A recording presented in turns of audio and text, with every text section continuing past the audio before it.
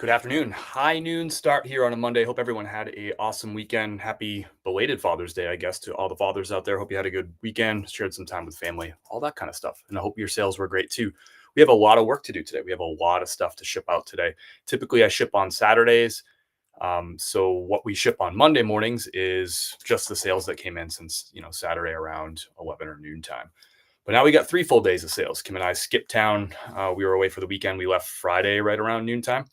So we have 3 full days essentially of sales to ship out. eBay, Poshmark, Mercari, and Amazon, the full slate. So we got work to do. Welcome aboard. Big welcome to. We had over 7,000 new followers join the Peak Squad over the weekend on Facebook. We also saw some growth on the other platforms too. So welcome to all our new followers. Excited to have you. We are live on YouTube, Facebook, and Instagram. We do this every single Monday morning. I give you a good, honest glimpse into what's going on in our home business here. We sell on eBay, Poshmark, Mercari, and Amazon. And we also sell coffee on our own website. You can see that coffee behind me. So we've been doing these lives every Monday morning for a long time. We used to do them every single day, but that became too much. So welcome in. If this is your first time, this is a safe place to ask questions. I know the internet is a wild and crazy place, but this is a safe place to ask some questions. It's also a safe place to share your sales. I love to hear about what's going on with your business. If you found some great stuff at estate sales or yard sales or thrift stores over the weekend, I'd love to hear about that down below in the chat. Jason Hayes in the chat over on Instagram. What's up, Jay Hayes? Looking for a shout out, are you? If you're not following Jason M. Hayes over on Instagram, he's actually on all the platforms. He's the sensei I refer to Jason as. He is the guy who first got me into this business. Let's jump right into business. We have a lot to talk about today, but let's jump right into the business. You're the boss for just a moment here. Let me know, what are we going to ship first? eBay, Poshmark, Mercari, or Amazon? We'll ship all 4 platforms, but what are we going to start with? Just type it down below in the chat. eBay, Poshmark, Mercari, or Amazon. First thing I see is what we'll ship first. Safe Spaceman Groovy. What's up? Jack is back in the house. Appreciate having you, Jack. Christine is in the house from New Jersey. Welcome. We'll feature some comments here. New Jersey is in the house. Let us know where you're joining from too. Let's see if we can get all 50 states. We'll probably get some international viewers in here today too. So welcome. Koki Pokey is in the house, an old school follower. Koki Pokey has been following me and being my pal since back in 2020 when we first started sharing this content on the interwebs. I see first in the chat, I see the vote for eBay from Fall Girl. What's up, Fall Girl? Welcome aboard. Any coffee? I don't have any coffee sales to ship out, but as always, you can click the link that I'm about to drop in the chat, or you can go to chris@peak.com, get yourself some delicious coffee. It's fair trade, it's organic, it's roasted fresh every single Thursday. So you can get the freshest, best coffee. I'm going to drop a link for you right now in the chat. You won't be able to see that link in Instagram, but you can go right to the link in my profile. Go to the website, click where it says coffee. You'll find it. If you order some coffee on the live, we'll ship it out right here on the live. It'll be good, clean fun with a big dose of gratitude. Arkansas is in the house. What's up, Southern girl? Canada is in the house. America's hat. That's awesome. We got international viewers here. The 51st state. I'm just kidding. Don't get mad. I'm just joking. I don't care. We don't talk politics here. It's just a joke. It's a joke. Hello from St. Louis in the house. St. Lou. The Lou. Hope everyone is great. I saw your vote for Amazon, Jack, but that came in after the eBay vote. Let's get all these eBay labels printed off. I want to hear about your best sale of the weekend. Give me that. Best sale of the weekend or favorite sale. It doesn't have to be like your most profitable, but one that you're excited to talk about. Drop that down below in the chat. It's always fun to hear what y'all are up to. We have a total, I think, of 18 eBay sales, 3 Poshmark, 2 Mercari in one weekend. Isn't that crazy? Mercari's been slow for me. And we have 3 Amazon orders. It's actually 4 units, but one of them was a bundle of 2. These are all our eBay labels printing out. So we're going to be busy. We got a lot to do. 3 days worth of sales. We're going to start with eBay first. Stick around. This is actually going to be a lot of fun today. There's some really, really cool sales today. If you like unique, interesting items, if you like patriotic items, we have those definitely for you today. We get some really cool, unique sales really on all the platforms. I'm excited about today's sales. Sometimes, you just have some whatever sales, but today there are some really cool sales in here. I'm also going to take a minute today too. If you're confused, let me know down below in the chat if this is interesting to you. If you're confused or interested in which is the right eBay subscription for you?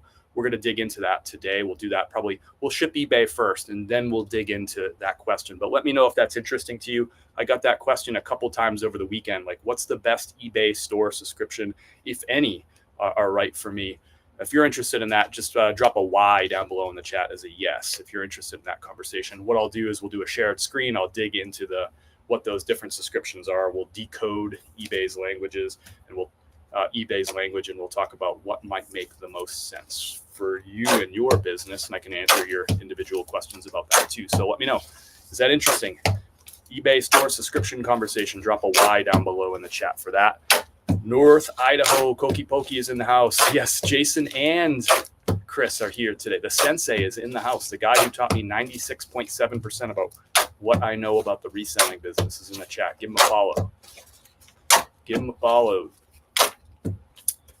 Just a joke. I know, it's just jokes. It's just jokes. Cookie Pokey, my best sale of the weekend was some Maddie jeans. Paid $8 for them, and they sold for $48.40, including shipping. Cookie Pokey with a big one. That's a nice flip. I never heard of that. Maddie jeans. Maddie. It's a new one. What's up? Carolyn is in the house. She dropped Christine with a Y. Good morning. We got Debbie. What's up, Debbie? In the chat. Everything I sold was all profit. That's really all I know. I like it. We got Denver in the house. What's up, Michelle? What part of Denver do you live in? You may or may not know. Kim and I lived in Denver for a couple of years. 2018 through 2020, we lived in Denver. We lived in Lohi on Platt Street, to be specific, if you're familiar with that neck of the woods. All right, our first order is a brand I don't pick up a lot. I really don't pick this brand up used. I guess if it was $1 or $2, I would pick it up. Dunning Golf. It's a golf polo here, so common golf brand. These typically used will sell anywhere between, it's like a $15 to $18 brand, Dunning. So kind of just below what I'm willing to pay $5 for. But this one's brand new with tags. I paid $13 for this shirt. It sold for $28.80. I bought a whole bunch of these on clearance at the end of last summer. And I think I've sold most of them at this point. There might be a couple still sticking around. So $28.80 plus $6.95 shipping. This is going out to St. Augustine, Florida. It is like sticky. I don't know if y'all are getting this. Like, it's like true summer here in Asheville. It went from like a cool spring, like boom, like right into a hot summer over the last like week and a half. It's like that humid. It looks like it can rain at any point. It's like half sunny, half cloudy. It looks dark over there. It looks bright over there. It could rain with it. You know, it probably will rain at some point during this live. That's just kind of the way it's been like. So it's just really sticky. Even in the house here, it's like humid. I ain't complaining. I'm just saying. Some of you probably already know that I'm more of a cold weather kind of cat. So we got the first order going out to Dan, a little Dunning golf piece. Nice little golf polo. Dan's going to have a great day of golf. He's going to get this polo shirt. He's going to go play a nice course there in St. Augustine. He's got to sweat his face off golfing in Florida in the middle of the summer, but he's got to look good in his new Dunning golf shirt. So first order out the door, nothing fancy. Our next order is nothing. Actually, our next couple of orders are just nothing fancy. That was a retail arbitrage play. This is a different one.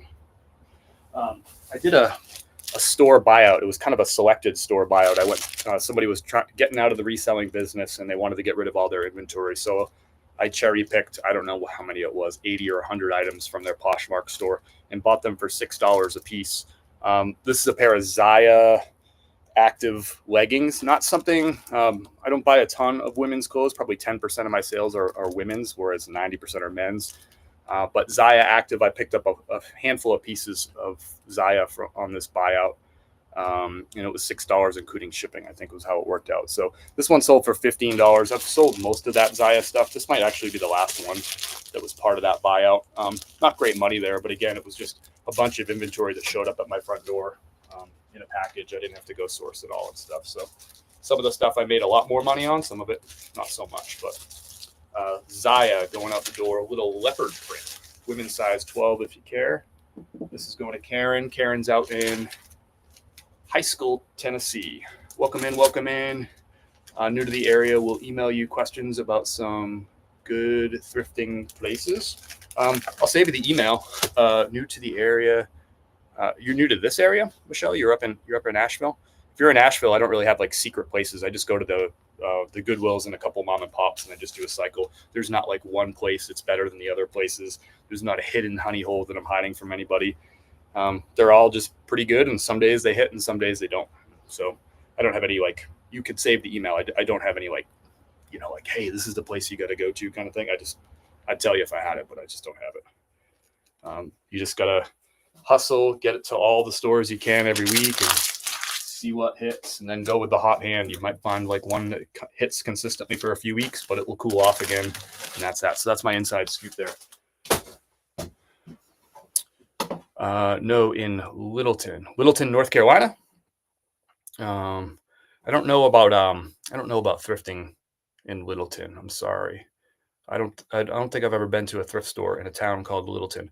Not a fan of humidity, but it's part of the summer. Yep, I'm with you on that. Hot and yucky here, and storms, and sounds like, yeah, we were getting like, kind of like rains just kind of all the time. Every day we'll get a little bit of rain. It's probably raining somewhere around here. Florida in the house. Where in Florida you joining from, Millie? Kim and I lived in Newport Richey for a couple of years in Florida on the West Coast. We have multiple dehumidifiers at home. Will change your life. It's not a bad idea, Edgar. I like what you're up to. My daughter lives in Castle Rock. I know where Castle Rock is, just south of Denver. Oh, you're in Littleton.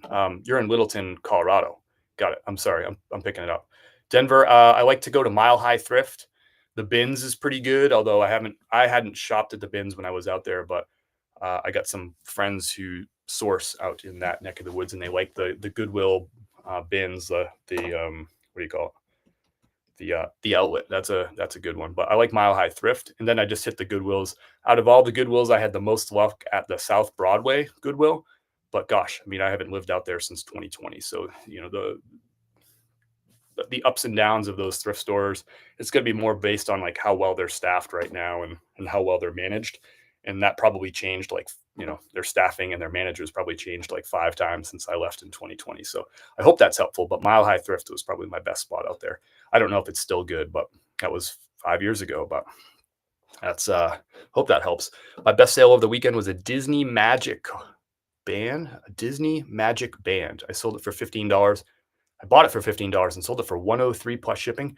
You're gonna have to tell me more about that. What's a Disney Magic Band? Like band, like rubber band? I'm confused. A Disney Magic Band. Tell me more. Great sale though. I like that. Janice has got a nifty question. Fire away, Janice. Sorry, voice texted. It was Mavi. I thought that might have been what you meant, Koki Pokey. I like Mavi jeans. I'm with you on that. Thank you. Sorry if I missed your comment. Hopefully you're still hanging around. Next up is an order for Adam. Keep the questions coming. Keep the comments coming. I love hearing about your business. Makes it a lot more fun for me. Otherwise, I'd just be sitting here shipping by myself. Tommy Bahama, men's size large, 100% linen. I paid $5 at a thrift store. Sold for full asking price, $22.99. That might have been an offer, actually. I usually price these like around $25, $26. So $22.99 on a best offer on this one. Going out to Adam. I actually had some like lowball offers literally over the weekend, like $15, $16 for this shirt. And then boom, this person came in with $22.99. I love that because those other people got the sold out notification. That's what you get. If you want something, go give a fair price. Otherwise, you're going to find out. It's going to go to somebody else. Adam picked it up. Nice strong offer. A fellow North Carolinian. This is going out to Cedar Grove, North Carolina. Thanks, Adam. A fair offer. I'll take a fair offer. So $15, $16 for 100% linen Tommy Bahama. You can go pound sand, pal. That ain't gonna happen. Heard of Mile High. We'll check it out. You got to figure out the day at Mile High Thrift where the tags change over, because they price things really high, but then they have a discount schedule of 25% off, 50% off, and 75% off. So the day the tags switch is going to be the best day to go to Mile High Thrift. Otherwise, you're going to come back and you're going to tell me like, oh my gosh, it was so expensive. You got to figure out the tag schedule. So go down there one day and just ask them. Be like, hey, what's the day that your tags change? And that's when you're going to get the best stuff for the best deals. Next up is Carlos. Here's another retail arbitrage play. There's some high dollar sales. The next few coming, like 4 out of the next 5 out of the next 6 are high dollar sales. Polo Ralph Lauren, brand new with tags. We can see the retail on this is $115 MSRP. Polo Ralph Lauren.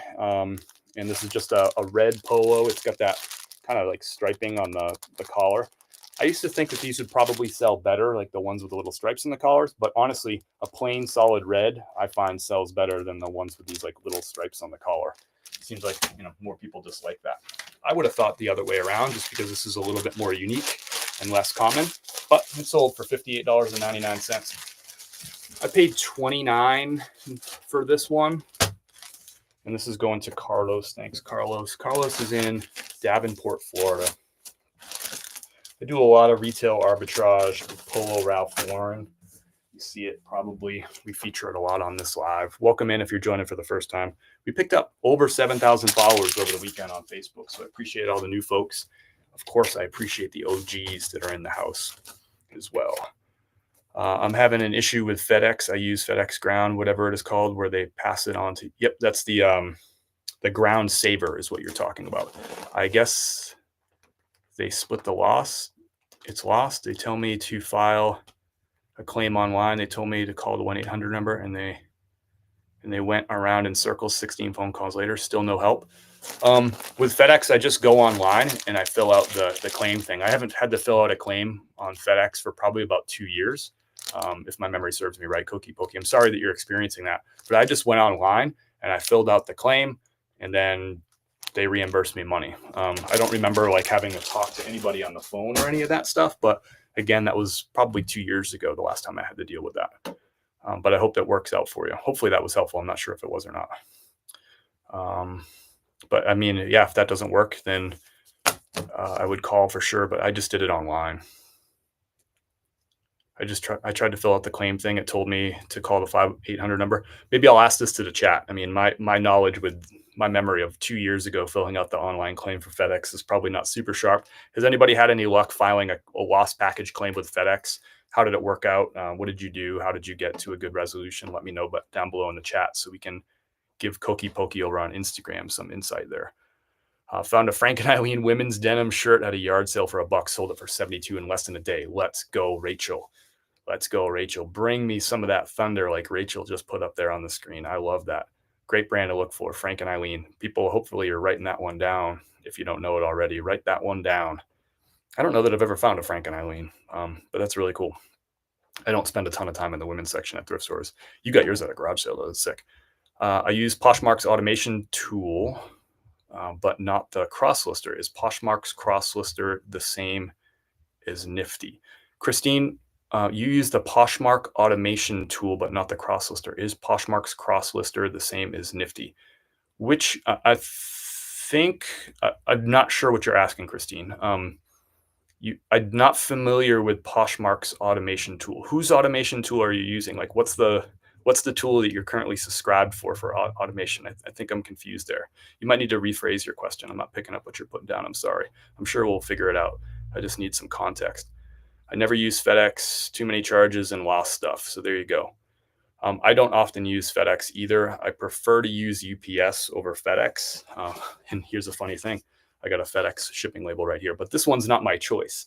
This next sale is a brand new in-box pair of Salomon women's hiking boots. I bought a whole bunch of these online arbitrage, found a deal online, loaded up on them. It's an awesome pair of like Gore-Tex mid hiking boots. These are women's size 8.5. And these sold for $99.99, which is my full asking price. These are going to Maggie. So what's happening is these are sold via eBay's authenticity guarantee program. I have no idea why they're authenticating Salomon hiking boots. Nobody's making fake Salomon hiking boots. So, but anyway, it's of no cost to me.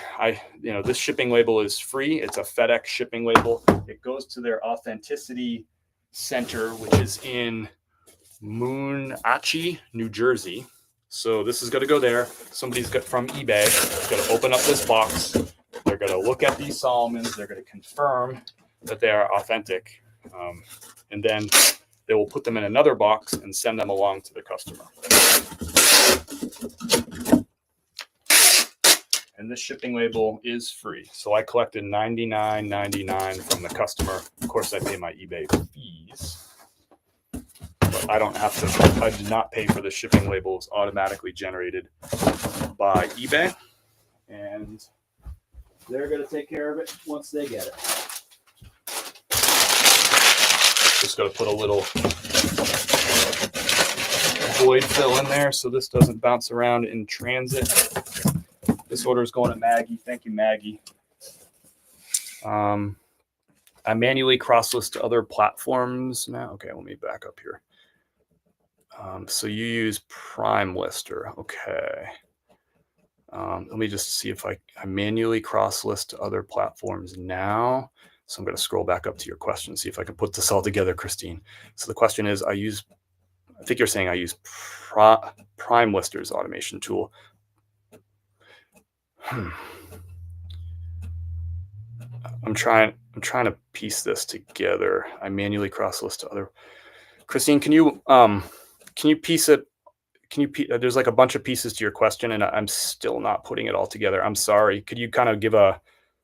I just don't understand what you're trying to ask. It seems like it's a good question. I just don't know what you're asking. I'm sorry. Can you give me a better explanation?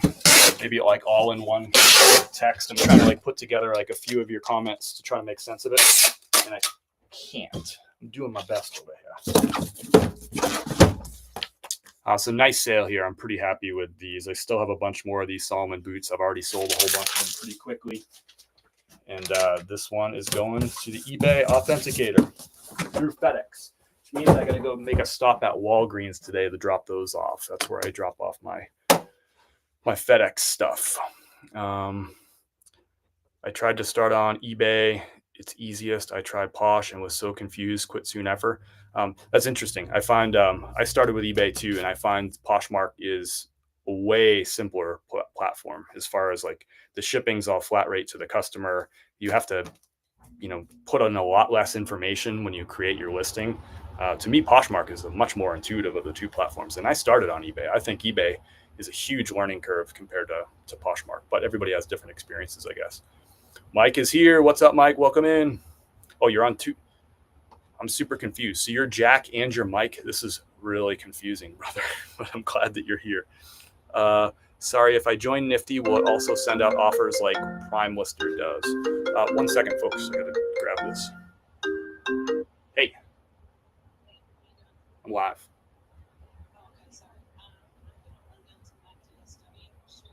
Awesome. All right. Talk to you soon.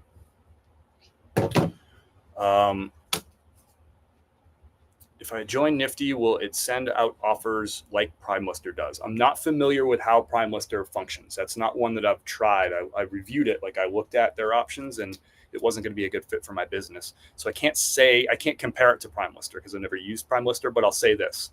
Nifty sends out auto offers to anybody on eBay who watches your item. It'll send them whatever offer you want. I have it scheduled to send a 10% offer 10 minutes after they watch the item. Same thing on Poshmark. If somebody likes your item on Poshmark, Nifty, I have it set up. So 10 minutes after they like it, it'll send them a 10% offer. And same thing on Mercari. If they like the item or they send me a message on that item on Mercari, it'll immediately, 10 minutes later, it'll send them a 10% off offer. That's how I have it set up. Sorry, I'm not familiar with how Prime Lister works. I'm pretty sure Prime Lister only does Poshmark automation, unless I stand correctly. I don't think they have eBay or Mercari automation, I think. But again, I haven't used it. I can just tell you what Nifty does. I have used some of the other platforms as well, too. I just haven't used that one for the biz. Hope that helps. We're talking about Nifty, which is my cross-lister tool. It's also automation for my business. So what I was just referring to is the auto offers it sends out. It gets me new sales every single day. And gets me like bonus extra sales just by closing deals by sending those offers. I put that link down below in the chat. That link is also available on Instagram if you go into my profile. And the link is always available. It's if you go to the description of this video on YouTube or Facebook, you can find that link. It's a free trial for 7 days. You can see if you like Nifty. And if you decide that you like it, you'll get 15% off your first month. I've been using Nifty for over a year now. I joined in April. They launched, I think, in March or April of last year. I joined in April of last year, and really, there's no turning back. I was with one of the other leading cross-lister tools, and it is head and shoulders better than that tool. It has built-in automation. It has, cross-listing to Etsy, Depop, Mercari, Poshmark, and eBay. It also has AI tools, which we experimented over the weekend. If you want to check that out, my last live stream on YouTube and Facebook was me trying for the very first time the AI lister, and I was impressed with it. I gotta work with it a little bit more. I did that live also on the road. I wasn't in my normal space. I was at my in-laws, so I didn't have my normal listing tools, my photo lights, and all that stuff. So I'm going to try it again later on this week. We'll do a live, and I'll tinker with it. Now that I've learned a few things, I think I can tweak my game and make that AI cross listing super, super fast, like faster than my current listing process, which is huge. Time is money. So, but again, that link is right there in the chat. It's also in the description of this video. You'll always find it at chris@peak.com, a free trial of Nifty and 15% off your first month if you do decide to sign up.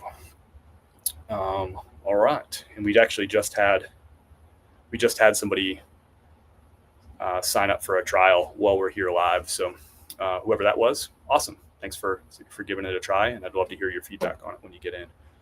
Wish I could afford it. Yeah, I mean, I always say, like, if you have 150 listings active and you've already sold, like, I think you need the experience of selling 75 items. But if you have 150 or more listings, I think no matter what, it's got to be worth it, because the extra sales that you'll get every single month will pay the extra profits will pay for it and then some. So, good morning and afternoon. How have been sales going this week? I had a decent weekend. It's June. I always expect June to be about 15% down from my peak months, which are, April, May tend to be my big months, and then October, November, December tend to be my big month. Or September, October, November, December, like half the month is good, and then once you get to the 18th, it drops off. But I always expect it to be about 15% down. June, July, August.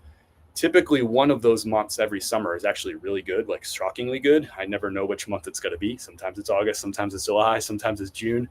But usually 2 out of those 3 months are down. I'm a little bit down to start June, but I'm okay with it. I had a really good spring, and I'm always expecting that. The summer is a slower period for people buying clothing retail. That's just the way it goes. What's up? Jessica is in the house. Appreciate all your support. Jessica, always commenting and liking and supporting.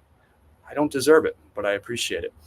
Desert Rain, thank you too. Appreciate you for always being in the comments section and the chats, creating good conversation. I like it. I started reselling with POS. If Nifty, good. If not, cross listing at first.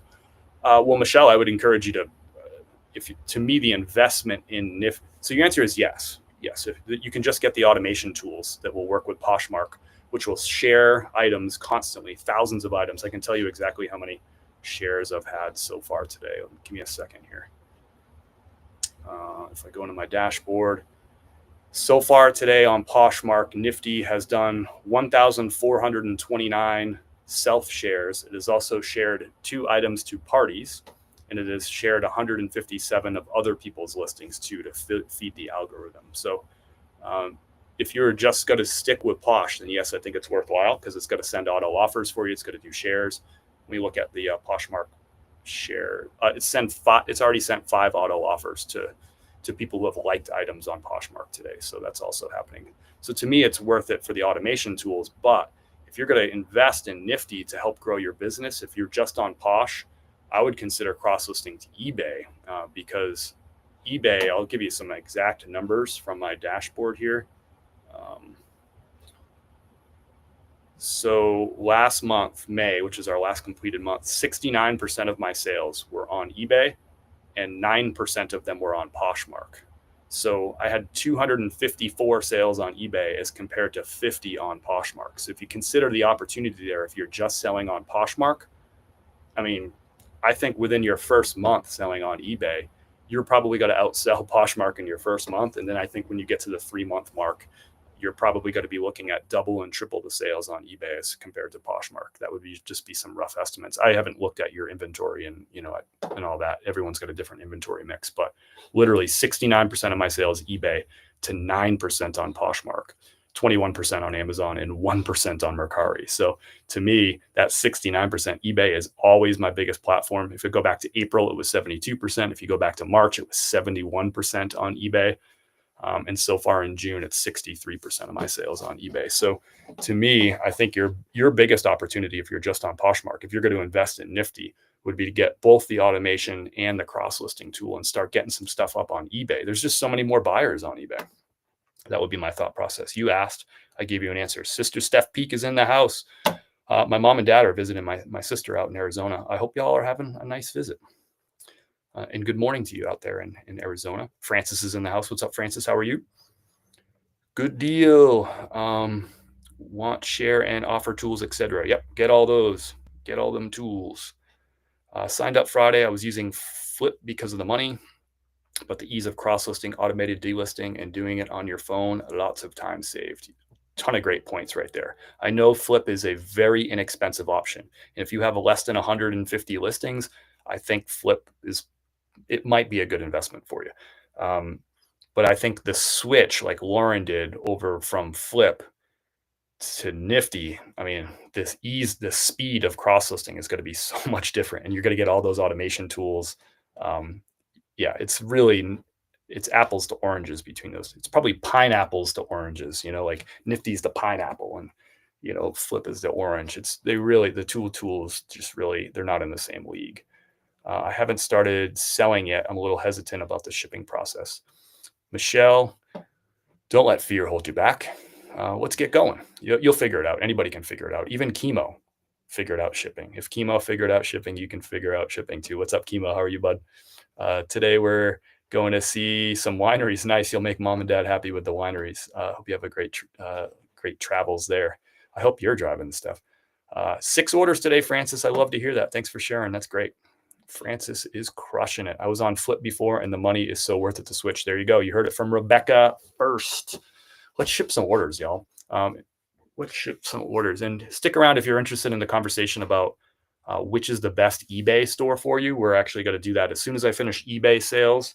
And before we do Poshmark and Amazon and Mercari, we'll do a little stop. We'll do like a little mini lesson. I got some questions over the weekend, people asking about the eBay store thing. So I went and so we'll have a conversation about that. I hadn't looked at the eBay store subscription levels in a while just because I've had the same one for years, but we'll take a look at it. So if you're interested in that, just hang out a little bit. We'll finish these eBay sales and then we'll get over and we'll do a little lesson there and hopefully answer some of your questions you have about it. What do we got here? Do you know of a way to offer likes on eBay or a 10% discount? Already have Nifty, but wanted to try to get extra bites on there. Yep, Brittany. So you'll go into Nifty, and we can do it right now. Brittany, we can do it on Nifty right now. Let's just do like a little mini lesson right here. I'll do a shared screen. We'll jump right back into shipping after this, but I think this is sounds like Brittany is looking for a way to bump up her sales. So let's help her out. Let's get her set up right now. So I'm going to do a little shared screen. And give me a thumbs up down below in the chat if you can see Little Peak in the corner and then Nifty up on my screen. All right, so this is my Nifty dashboard. So when I was just giving you some metrics about the auto shares that were happening, that's right here. Ooh, and it just switched. It went from 1453 to 1454. You can see 4 party shares. Those 5 auto offers, it's already sent out on Poshmark. So what we'll do is I'll show you how I set up the auto offers. So I think I go to update settings right here. So you'll go to where your dashboard is, Brittany, and then go to update settings right here. You were actually asking about eBay. Sorry. So we'll do eBay. I've sent 15 offers, or Nifty has sent 15 offers so far today. And it's done 43 recreates, meaning it's delisted and then sold similar 43 items, and I haven't had to do anything. So we're going to go to update settings on these offers and see how I have this toggled on. It says offer to eligible buyers. Off the current price, 10% off, because you can also set it up so it does it off if you have an item that's on sale, right? Say you have something that's on sale for 5% off, you can have it give them an offer percentage off the original price too. But I have it set off the current price, whatever the current price is. If they hit the like button, they're going to get 10% off an offer. And if I go into the advanced settings, there's different ways, like you can exclude new listings and all that stuff. I don't bother. I have it set up so that every single person, if they like or if they watch something on eBay, they get that 10% off offer. And then I can do the same thing up here on Poshmark. I'll pause and make sure that makes sense for Brittany. So Brittany, does that make sense? What we did right there? Do you have any follow-up questions? But that's how you set it up. You go to dashboard, you scroll down to eBay, you look where it says offers, and then you hit the update settings and you can turn on those auto offers. And you can see already today, 15 offers have been sent out already. Mercari, it's sent out 1 offer, and on Poshmark, it sent out 5. So give me some sort of feedback, Brittany, or a follow-up question, and we can scoot and get back to shipping here. Shipping is easy. Just make sure you have an accurate scale, know your package dimensions before you sell, and what's written on the box itself, and do calculated shipping on eBay. Great advice from Desert Rain Flower. I appreciate you sharing that. We had a question about shipping and being intimidated by shipping, and that's actually the best advice. That I don't have anything to add to that. That's really good advice, Desert Rain. So thank you for sharing that. Brittany, I'm going to assume you're good. We'll go ahead and I'm going to end this shared screen, and let me know if you want to go back if you missed something there, Brittany. But that's all you have to do to turn on your eBay offers on Nifty. And again, already 15 offers have automatically been sent out, and I haven't done a thing. Okay, back to shipping. Let's do some shipping. Twillery, here's a brand. I've probably bought and sold a few dozen of their button-down shirts from Twillery. This is the first time I've found a polo shirt. So this is a performance golf polo shirt. It's moisture wicking. You can see on the tag it says athletic, athleisure, athlounger. So I picked up 2 of these at a thrift store. It was just, I think, 2 weeks ago. And this sold on a best offer of $20.99. I paid $5 at a thrift store. I still have one more of these same size. This is a size medium, going out to Traverse City on this one. The buyer's paying shipping $6.95. The shipping label is only costing me $4.57 because this is shipping at an 8-ounce rate. So I use flat rate shipping. I just do $6.95 on all my shirts, and this one was $4.57. So going out to Art, thank you, Art, in Michigan. Yes, it makes sense. I have that part set up through Nifty, but I was wondering if there was a way to send them again through eBay. Send them again. So you like to send the same person another off. I don't think you can do that, but why? Maybe my question would be like, what are you trying? You just want to send the same person an offer again, like a lower offer? Is that what you're looking for? I think you can only send one offer via eBay. So Nifty's still sending that offer through eBay. So that evaporates your offer, if that makes sense. But I'm confused. If you're trying to send them a second offer, maybe a lower one because the first one didn't work, I would say you're probably at some point there's like a law of diminishing returns runs into play, right? I don't think I would want to go that direction anyway, but I can see the question, I think. But no, you can only, through eBay, you can only send one offer to a watcher. You can't send a second one.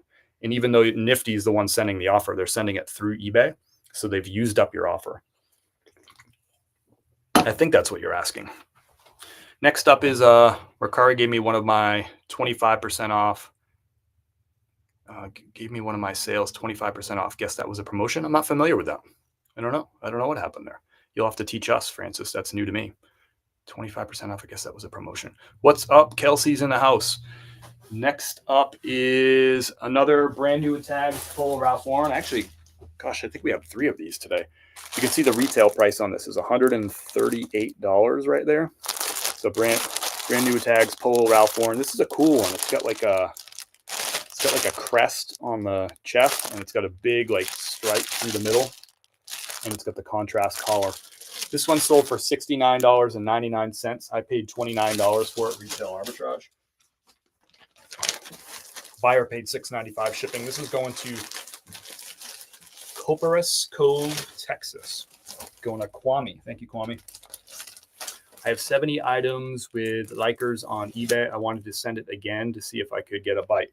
You can only send an offer to likers on eBay once. Once they like the item, you can send that offer, and you just get the once. eBay's rules, not mine. Brittany, I sometimes run a special sale to capture those items that have likes, maybe like 15.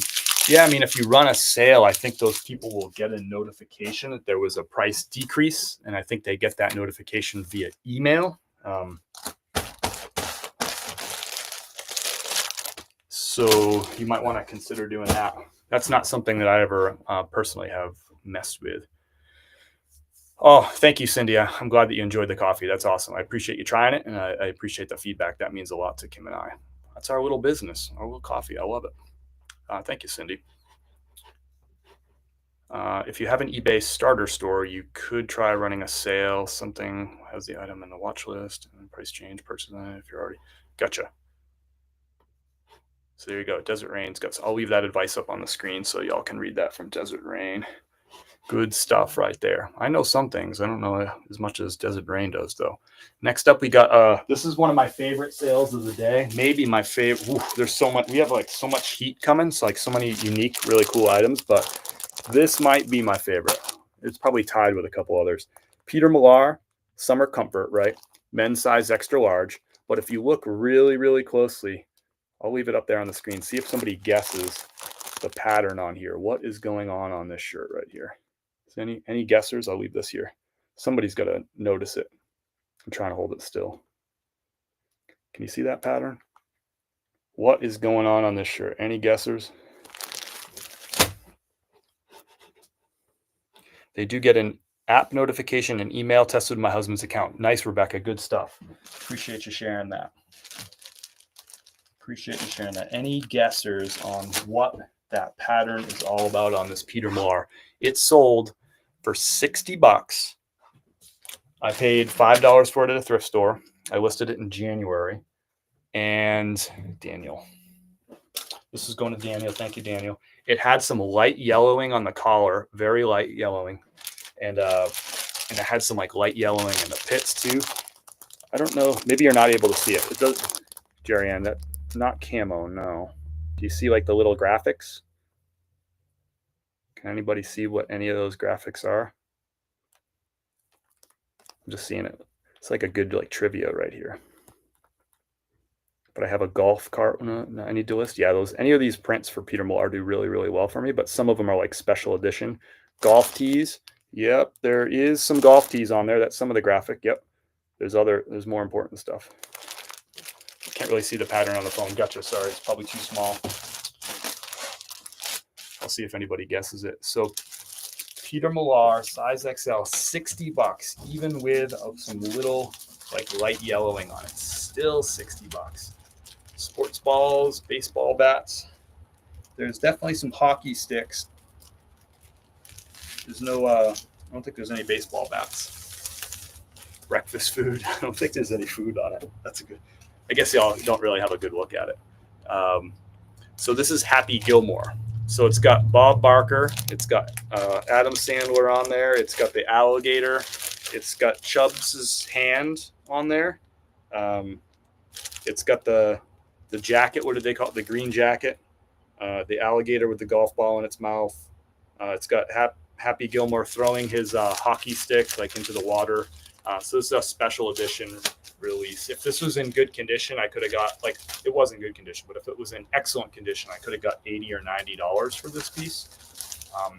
And I picked it up. I was actually, yeah, very, very cool piece, Carolyn. I was very excited. I actually found this in Florida back in over Thanksgiving. I was at City Thrift with Kayla and the roommate, and that was when it was the day I was filming that YouTube video with them, and I did a little bit of thrifting while we were there too, not on camera, and found this. And I didn't really look closely at the pattern. I just saw it was one of these patterned ones. I've bought a lot of these patterned ones over the years, and I noticed that it had a little bit of yellowing, but I was like, I'm going to grab it anyway, because with this pattern, with a pattern like this, it'll still sell. I hadn't looked closely at it to see that it was the Happy Gilmore pattern. And then Wayne looked at it, and he's like, wait, that's the Happy Gilmore one. I was like, you are correct, sir. So pretty excited about that. I didn't list it until January because I ended up trying to do some spot cleaning on it. And it actually did lighten up the stains a little bit, but didn't get them totally out. So listed this in January and got a best offer at $60 yesterday for this. I took that $60. So I paid $5 for it.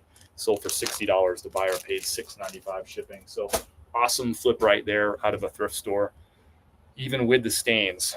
Really great profit. I mean, the profit on that's probably, let's see, $12, 48.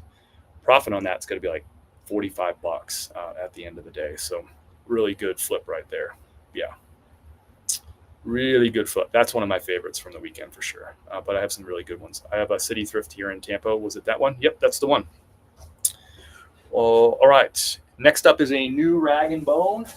Brand new with tags. I picked this up retail arbitrage back in January on clearance. I paid $25 for these Rag and Bone jeans. Brand new with tags. $79.95. Full asking price on those. Going out to Daniel. So thank you, Daniel. Nice flip right there. Profit on that. Let's see. 16. It'll be like $64. About $40.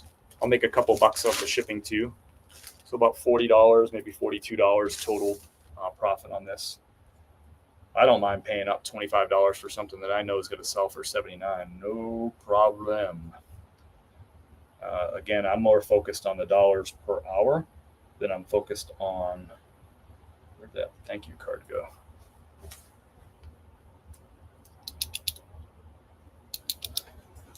I had two Daniels back to back. That's probably why I forgot to make the thank you card. Two Daniels and two Bryans on my eBay sales today.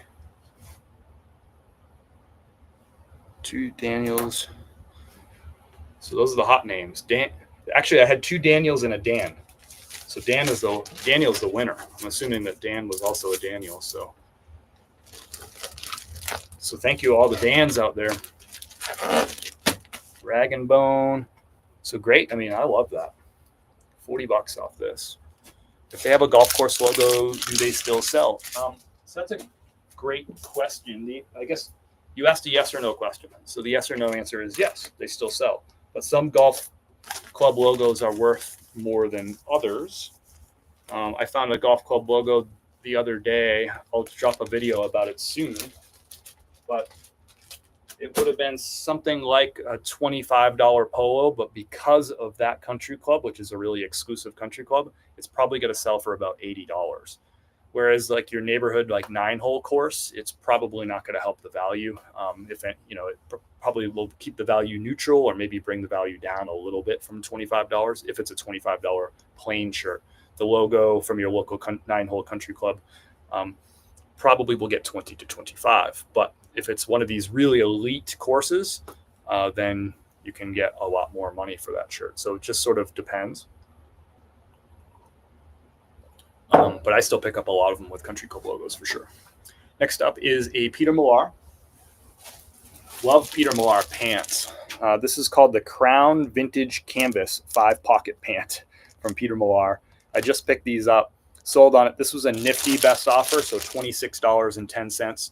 This actually sold overnight Saturday into Sunday. So while I was sleeping, Brian came in and watched this item on eBay, and then Nifty 10 minutes later sent Brian a 10% off offer for $26.10. Brian accepted that offer, and yeah, closed deals. So Nifty closing deals for me. So $26.10 every single day. I have multiple sales like that on Nifty. Actually, our next sale is a Nifty sale too. And then I'll see. We probably have some more too. I can tell by the price point. Yeah, there's three more Nifty sales, 4 more Nifty sales. Yeah, I think there's 4 more on top of this one. So 5 from the weekend of Nifty sales just on eBay. Never mind on Poshmark too. We probably have some over there in our Mercari as well. And I think, and actually our very first sale today was a Nifty sale, the Dunning Golf for $28.80. So that's 6 sales just on eBay that came in from Nifty offers. So if you can't tell, I am a big fan of Nifty for that reason. I love sales. I love extra sales. I love Nifty closing deals for me in my sleep. I love never having to send an offer to anybody because it takes care of it for me. I like never having to relist items because it takes it for me. I like never having to share anything on Poshmark because it does all that sharing stuff that nobody wants to do. It does all that on Poshmark. So nice sale on these Peter Millars. I paid $5 for them at the thrift store. They sold for $26.10 plus $8.95 shipping. I'll actually make $3 on the shipping label. So after fees and shipping, I'll make, let's see, 21, 16, make about $18 off these Peter Millar pants. So nice little profit there. And those sold really quick. I feel like I just listed those. Let's check.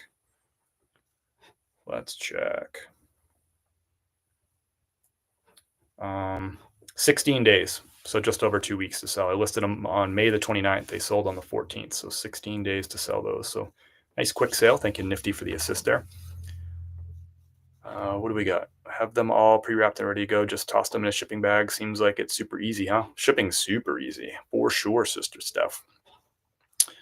Just got a great sale from a garage sale purchase. Desert Rain, you got to tell us more. You can't just tease us like that. You got to tell us about the sale. But I'm happy for you for your sale. But you got to give us more than that. What's up? Cohen is in the house.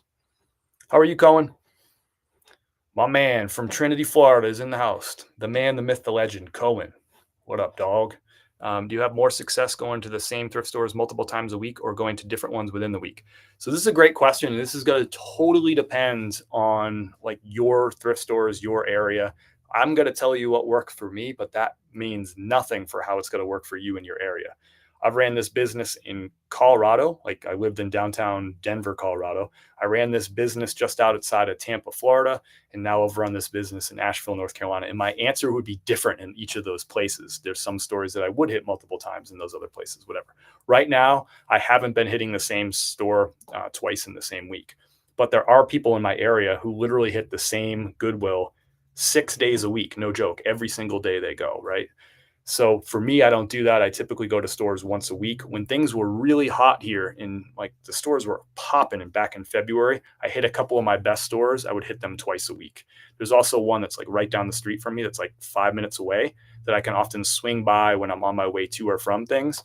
And sometimes I'll hit that one multiple times a week only because I'm literally driving by it. So you just got to figure out what makes sense for you. For me, I didn't find that it made a lot of sense for me to go to a lot of these stores multiple times a week. But when they heat up and the stores are really popping and I notice it, then I'll maybe hit those like multiple times a week. But that's got to, your area is going to be totally different than my area.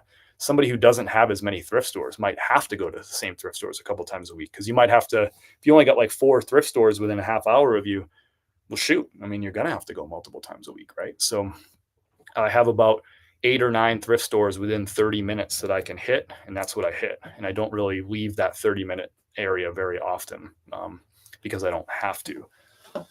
But at times when things have gotten cold here in Asheville, I do leave and I go out to places like Charlotte. I go to Greenville, South Carolina, and I start drifting out there to try to, make up for the fact that it's cooled off in my area. So yeah, the answer changes for me all the time. It's probably going to change for you, even if you're in an area that's good. I live in around Tampa, sort of near K-Way, I believe. Gotcha. You just got to figure out the routine that works. The only way is like got to be trial and error, and you got to pay attention to like the sales days, like the days that the sales tags change. That's probably when you're going to get your best luck. We don't really have sales tags at any of the stores around here. Our Goodwills don't run sales as a rule, so I don't have a sales tag day that sort of like runs my decision making in terms of like when am I going to thrift or not. So you got to figure out what works in your area. Good, just got back from Vegas. Man, that's awesome. I hope you had a great trip in Vegas. Where'd y'all stay, Cohen? Vegas is fun. You can't have a bad time in Vegas. The only way you can have a bad time in Vegas is if you had too much fun, and then it could be a bad time, I suppose. But man, Vegas is just wild. Whatever your vice is, Vegas has every version of it around every corner at all hours, 24 hours a day. You can get it to. It is a wild, fun place. Besides hats, what other men's accessories do you sell? Belts, scarves, ties. Is that it? Yeah, I think that covers it. Shoes. WNC Goodwills need sale tags. Yeah, they do. Yeah, they do. Yep. The Goodwills of Northwest North Carolina need sales tags. You are correct. There's a lady at my thrift that goes daily. I go there twice a week. I need to expand my thrift store options and hit more garage sales. I like it. It is garage sale season. There's a lot of opportunities out there, y'all. I can say that it depends on the thrift store. Sometimes it's a dud and sometimes it's awesome. In my area, I find Thursday afternoon to be great, but it also matters how many workers they have processing. Really good point about that too. I find that when the stores are really well staffed and really busy, those are the stores that do the best for me. If I can find it, men's suspenders or braces. Nice. Braces. What's a brace? Men's suspenders or braces? Let's see. Thanks for the note. You're welcome, Gemini. Gemini Love Shop. What a great name. You can't go broke making a profit. There you go. The best advice you'll hear all day. You can't go broke making a profit. Thanks, Golden Pineapple. Golden Pineapple the first. Who's Golden Pineapple the second? That makes me curious. Married on the Strip. Nice, Cohen. Hope you had a great time. That's awesome. The only place in the world that's hotter than Florida is Vegas right now, right? And that's where y'all went. I love it. Brace, another name for suspenders. Gotcha. Okay, I didn't know that. You learn something new every day, especially when you hang out with Nancy Fielding here in the chat. All right, next sale we got. One of my favorite sales of the weekend. Oh, shoot. Mail guys here. Oh.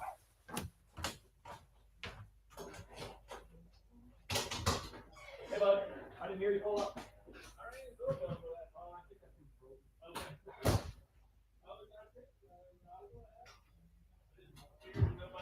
Yeah, so no, thank you. I appreciate it.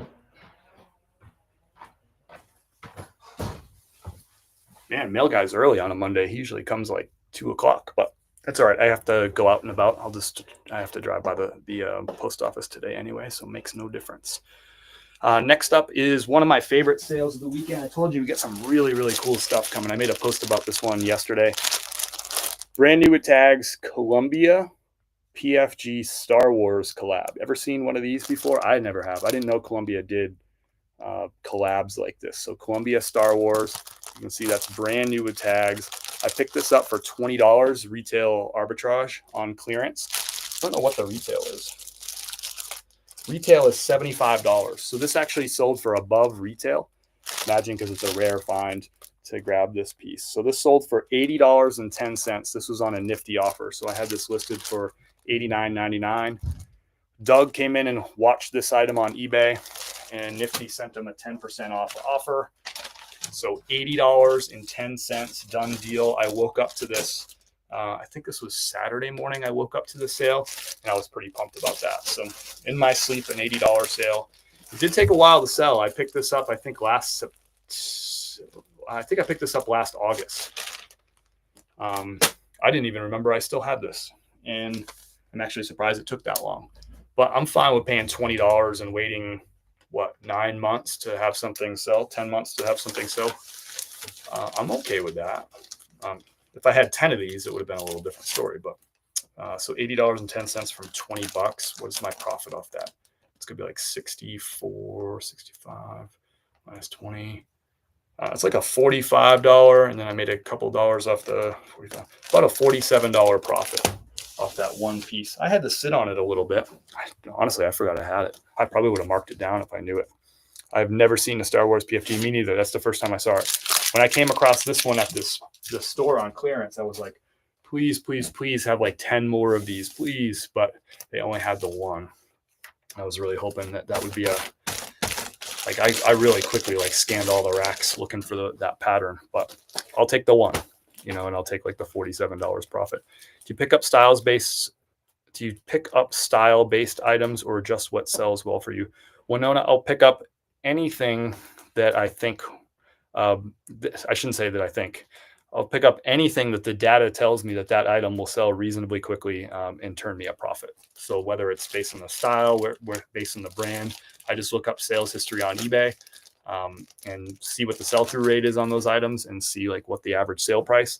And then I compare that to what my buy cost is, and I decide if that's a good fit for my business. So regardless of, I hope that answers your question. My mail person came at 9 a.m. because he was helping out. Typically, they come at 3:30. That would piss me off. And like I said, I told you it would probably rain during this live. I just went outside and talked to the mailman. It was not raining, and the sun was out. And what was that, 2 minutes ago? And now it's dumping rain, like big rain. So there you have it. That's what it's been like here in Western North Carolina for the last couple weeks. And what was I going to say? I forgot what I was going to say. But yeah, I mean, they call this climate here it's technically classified as a temperate rainforest. So this is really common for us in the summertime, just to get, all this rain here and there. Of course, recent years, we've had some droughts and some wildfires too, but this is very typical for us to get, warm weather, humidity, and then pretty consistent rain during the summertime. You're welcome, Winona, and I'm happy to answer follow-up questions if you have them. I stay at the Downtowner on Fremont. Nice. I like downtown Vegas. I haven't been to Vegas the Strip or downtown in probably 15 years, maybe 20 years. I have been to the Vegas area. Like I've climbed out in Red Rocks, like Red Rocks Canyon out that way and camped out there, and drove through the city and went to the airport. But I haven't spent time in Vegas proper in a long, long time, maybe 20 years. Next up is a Polo Ralph Lauren. I had a feeling that this would sell really quick. 2 years ago, this style would have been a slower seller. This like striped style Polo Ralph Lauren. It does have the pony on the chest, and this is actually that multicolor pony, oftentimes referred to as the flesh pony, which is a good keyword. This is going to North Highlands, California. I just listed this. I think it was only listed for a couple days. Sold for a full asking price, $21.99. This striped pattern is kind of really in, like this kind of really classic preppy look is really in. So these stripes actually sell really fast. Whereas 2 years ago, I might have even passed on the stripes in this because it was the plaid or the check that did better. Those still do good, but right now the stripes are hot. I'm going to tell you exactly how long that took to sell. Let's see. Sorry, that took 30 days to sell. I thought maybe I listed a similar one just the other day, but that took 30 days to sell. $21.99 plus $6.95 shipping on that one. I must have listed another one. I'm always excited when I find this stripe pattern now, like that vertical stripe, especially in that like color blue or purple. Pink would be great too. That like preppy style is in right now. So this is going to Maryland. Thank you, Maryland. Where's Maryland at? North Highlands, California. I know you have Nifty, but should I be sending offers as soon as I get Watcher or let it marinate for a couple days and send it? Net flips, I would send it right away. The reason I really like, part of the reason that I really like the Nifty offer, well, obviously I don't have to do anything. So I like that. It's already sent me how many offers today and I haven't had to do anything.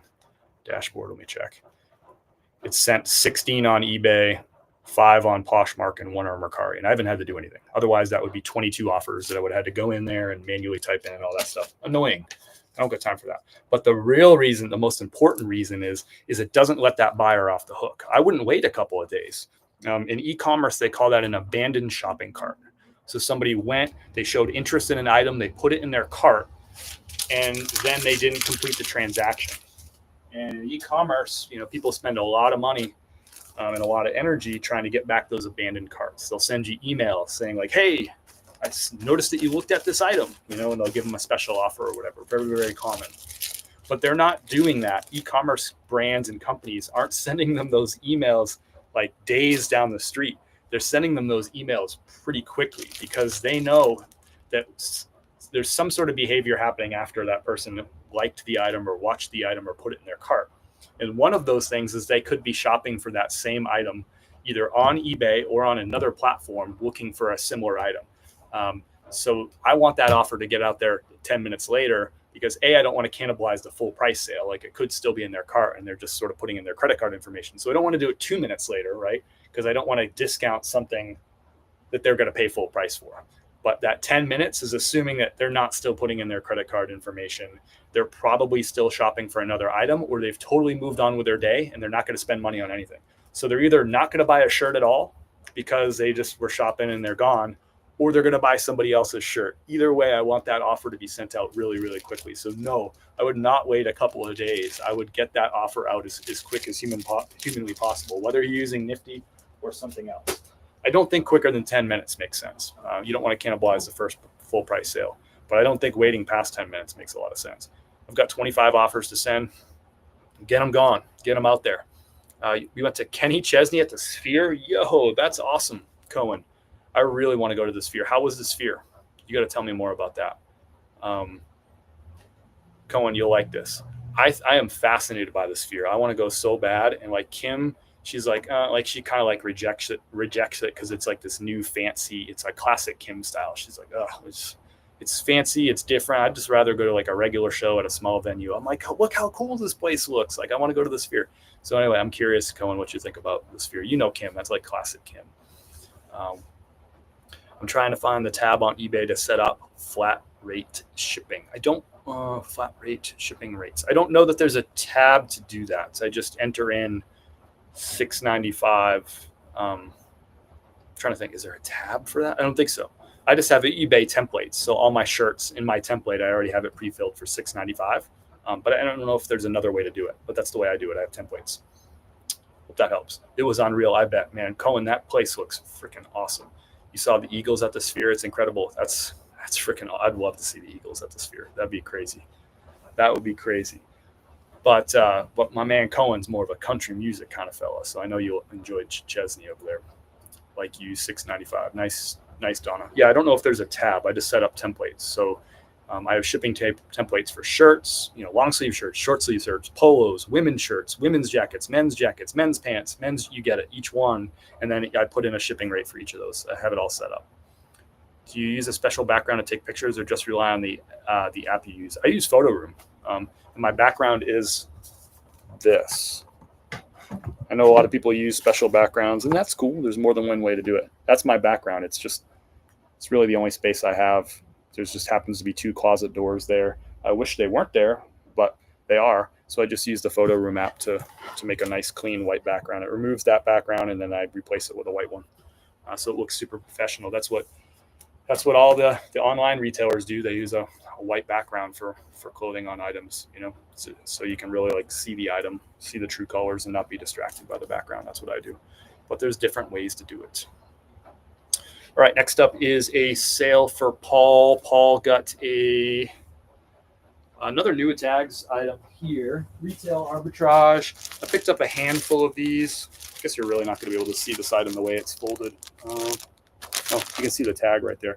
So this is a Columbia. This is called the Super Terminal Hoodie. You can see the retail price is $70.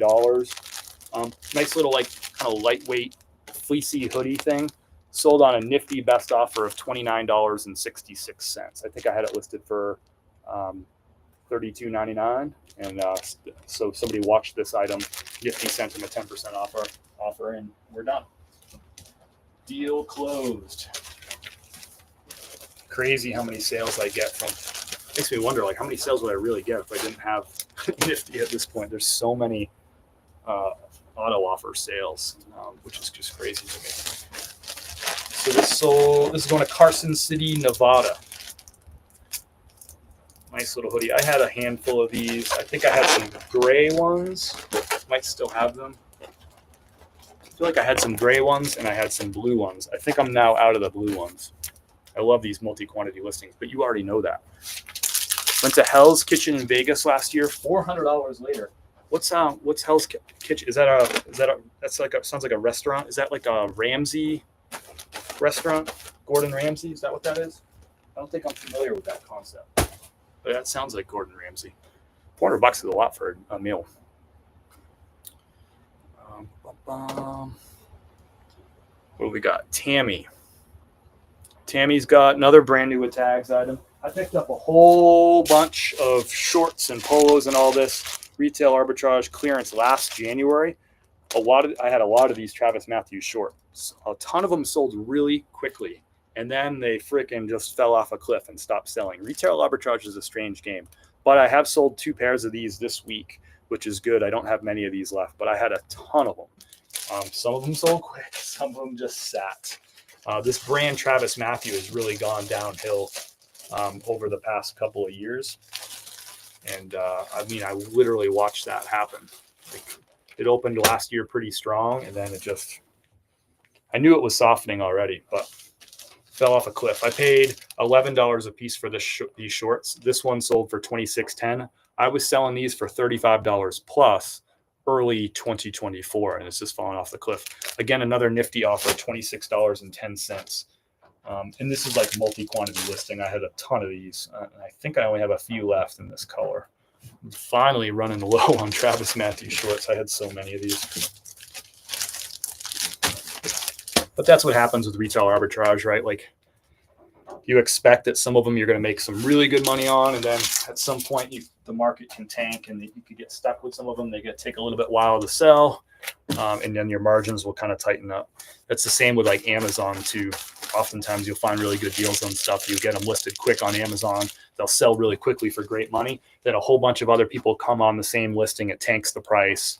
And you either have to wait out the tank until the price, everyone sells out and the price comes back up, or you lower your price and you engage in the tank. So there's some strategy involved, like retail arbitrage, just a different biz. Sold something else. Your live is lucky for me today. That's awesome, Desert Rain. If you sell something during the live, let us know about it. Let us know about the good luck you're getting from Chris at Peak. You're just working hard over there. That's why you got that sale. It had nothing to do with me. It's your hard work over there. I can't move a Duluth shirt with Velcro pocket. We don't say that word. That's hook and loop. We don't use that V word. It's hook and loop. I can't move a Duluth shirt with pockets inside. I'm sorry. Duluth isn't the best brand. You got to be, I sparingly pick up Duluth. I pick up only certain pieces, and you can't expect a ton of money on those. What do you got it priced at? Yeah, Gordon Ramsay restaurant. Gotcha. All right, next up, a lot of retail arbitrage today. I haven't even really been shopping retail arbitrage in a while. Not much anyway. I've been mostly thrifting lately, but a lot of retail going up. It's hot, right? So it's a lot of the country. It's like got really warm. So like retail arbitrage shorts and short sleeve shirts and stuff are selling like crazy. I got a t-shirt coming up, retail arbitrage too. So this is going to Brian, $39.99. I think I had 10 of these. I'll confirm in a second. So men's RLX. This is Ralph Lauren's golf brand. This brand has gone downhill some too, RLX. Used to get better prices for these. The retail on this is $98.50. And this sold for full asking price, $39.99. I think I had 10. That's the last one. I'm going to double check how many I exactly had. Like literally same size, same pattern. I paid $20 a pop for them. Let's see how many of these have sold. I had 8 of them, and all 8 are now, well, let me confirm that they're all 8 sold out. Nope, this says I have one more. I have one more. So I had 9 of them. I've sold 8. I thought that was the last one. But the spreadsheet don't lie. So pretty good. Again, just one listing, one round of photos, one measurement. This particular one I'll make after fees. I'll make 14, 17.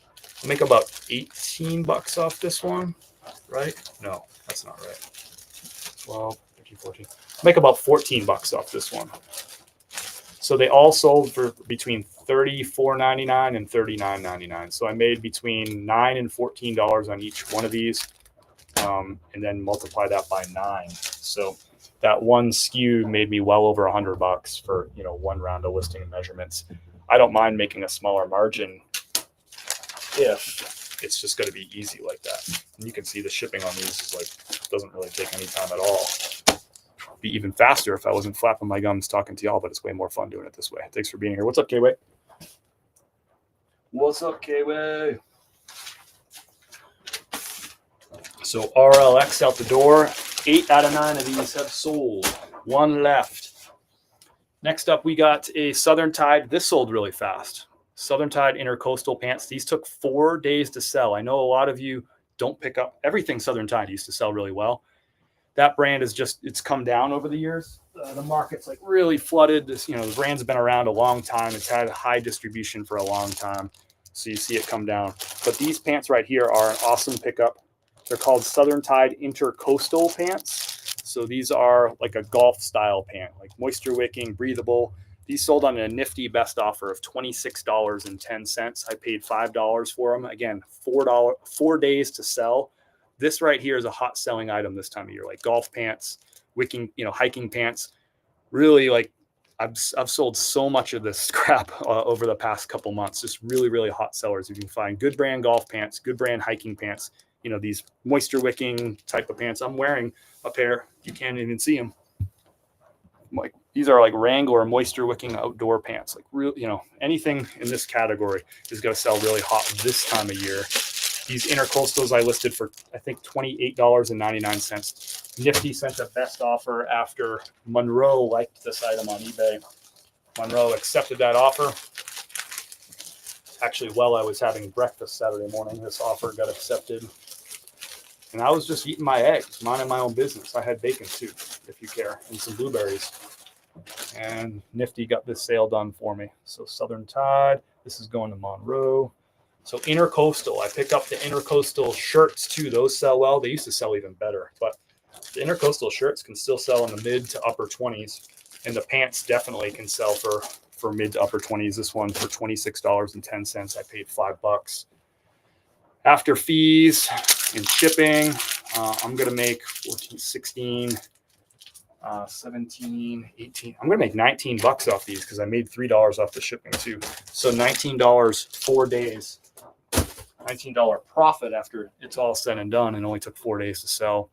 Southern Tide, Intercoastal, keep your eyes out for those ones. How do you go on accepting an offer from buyer? If your item is consistently selling at, let's say, 50, would you take a $30 offer knowing your buy cost was super low? It's a hypothetical. It's impossible for me to answer that hypothetical. I would say sometimes maybe yes, and sometimes maybe no. It just sort of depends. I know that's not the answer you're looking for, but I'm not gonna give you a straight answer because it wouldn't be honest. I'm not gonna make up an answer for you. You just have to decide on the seasonality of the item, how much you have into it, what your storage space is. I don't know the answers to all those questions. So I could just make up an answer, but I don't feel comfortable doing that. What about kids clothing? Do you invest? I don't really sell kids clothing, like here and there if I come across something, but I don't spend time in like the kids section of the thrift store, if that makes sense. I sold a Carhartt kids jacket last week on Mercari. That was pretty cool. It was like a distressed like duck canvas jacket, insulated and everything. Pretty cool piece. It would have been like $100 piece if it was a adult's jacket. I think I sold it for $28 on Mercari. So on occasion, I'm opportunistic with kids stuff, but it's not a big part of my game. Angela is new on here. Welcome aboard. We had about 7,000 new followers join the Peak Squad over the weekend on Facebook. So welcome to Angela and anybody who's new. And of course, welcome to my OGs who are here every single Monday. We do this live every Monday morning. In this case, it's the afternoon. We ship out all our orders from the weekend. We talk about them. We talk about how much money people paid for these items, how much I paid for the items, what the profit is, how long they took to sell, all that stuff. Just a good, honest glimpse into what's going on in our business. Hopefully you learn something, and hopefully you just enjoy some conversations. It's a safe place to ask questions. It's a safe place to share about what's going on with your business too. Who dis? Chad is in the house. What's up, brother? You eating pickles this morning or this afternoon? I guess it's morning where you're at. Hope you're well, Chad. Thanks for popping into the live. Been selling pants like crazy lately. Convertible pants are awesome this time of year. I should have mentioned those two. Good mention, Netflix. Athleisure pants like Fabletics. Nice. I got to look more into like Fabletics. I don't think I've sold a lot of Fabletics. I got to pay more attention to that brand. Can you play Creed while doing this? That's an easy one to answer. No, sir. All right, next up. A shirt. An Orbis shirt. I know a lot of people have opinions about Orbis. My opinion is I like buying and selling Orbis. I paid $5 for this shirt. It's a men's size large, nice gingham check pattern. This is a cotton stretch, so like a cotton spandex blend. How long did this guy take to sell? 32 days to sell. Sold for $18 plus $6.95 on eBay. I paid $5 for it. Profit on that item, I'm going to make $2 off the shipping too. So profit off that item after fees will be about $12 on this profit. $12 going to Lee in Madison, South Dakota. I don't think I've shipped anything to South Dakota in a little while. That's kind of fun. Going to Madison, South Dakota. South Dakota is where my homeboy Thrifter Sifter, Matt, that's where he lives. He lives in Sioux Falls, South Dakota. South Dakota is one of the states I have not set foot in. I would like to. Chad's going to have a pickle soon. I like that. All right. Thank you, Lee, on this order. South Dakota Lee, the other SD. Next up, great sale here. Full price. $39.99. Was that a nifty sale, that last one? That was a nifty sale, by the way, on that last one. So Nifty sent out an automatic offer to that person. So I had that item listed at $19.99. That buyer watched the item, and 10 minutes later, Nifty, my cross lister, sent them a 10% off offer, closed the deal. I didn't have to do nothing. I just had to ship it. Full price sale here, $39.99. This is a Patagonia Better Sweater pullover, so a quarter zip Better Sweater. I paid $12 for this. and it sold for $39.99. Love that. It's something that a lot of people would not consider to be a good summertime seller because it's a fleece jacket, but I find that these sell actually pretty darn good, especially quarter zips this time of year. People are buying these to go hiking and that sort of stuff, right? And so you get hiking, you go to the top of a mountain. It could be hot at the bottom of the mountain, but you get up high and all of a sudden it's cool, or the wind picks up or whatever, or you're starting your hike really early in the morning when it's still cool out. You have that top layer on, you get hiking, you warm up, you take off your top layer. So stuff like that sells really well for me. I don't consider a Patagonia Better sweater a wintertime item. They actually do sell pretty good in the summertime too. Certainly like heavy winter jackets, ski jackets and stuff like that. That's not a great seller in the summertime, but something like that, like a fleece, especially from a good brand like Patagonia, I find those to sell pretty well in the summertime. That one didn't take long to sell either. Give you the exact number of days here. That took 22 days to sell. So I listed that on May the 25th and it sold this morning, the 16th. Welcome in. I'd love to hear about your weekend of sales too. It's a safe place to ask questions. We sell on eBay, we sell on Poshmark, Mercari, and Amazon too. We actually do have Poshmark, Mercari, and Amazon sales coming up too. So feel free to ask questions and all that. It's a business that I've been running. It'll be 7 years next month. 7 years next month, and it's all just run out of the house. We've run this business out of a 1-bedroom, 1-bathroom apartment in downtown Denver. We've run this business out of a 5-bedroom house in the Tampa, Florida area. And now we run this out of our 2-bedroom home here in Fletcher, North Carolina, just outside of Asheville. So home-based business. My wife works from home. She's working right now. Actually, she's not working right now. She took the morning off. She's out. She went for a walk. She was going, stopping by a couple of stores. So she's out and about. I forgot she's out and about. So brand new with tags, Polo Ralph Lauren. Retail on this is $110. It's kind of an interesting, I've actually never seen this model polo shirt before. There's no buttons to it. I forget what you call that. But there's actually like no buttons. It's just like a little V, but it's a short sleeve, like polo style shirt with a collar. This sold for full asking price, $59.99. I paid $29 for it. And this one took a little while to sell. It was a kind of a bright yellow. Doesn't usually do very well for me in a lot of brands, including Polo Ralph Lauren. And this is a size 5XB, so 5 extra big size here. But full asking price, $59.99. I was a little skeptical. Actually, I paid $22 for this one.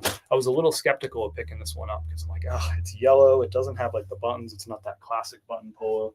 Like, I don't know if this is going to sell really well. It took a little while, but I got that full asking price. And out the door. I missed some comments. Holy crap, I got to scroll down. I didn't realize it. Mariah's in the house. What's up, Mariah? Sorry if I missed your comment. I was, for some reason, scrolled up and I couldn't see the new ones coming in. Just found you on Facebook. Very inspired by you, making about $2K a month right now on Poshmark only. Andrea, that's awesome. Welcome aboard. We had 7,000 new followers, 7,000, maybe 7,500 new followers join over the weekend. We had a couple of viral videos over the last week. So a lot of new folks jumped on board. We're grateful for that. Grateful to have you here, Andrea, and love hearing about your hustle. That's awesome.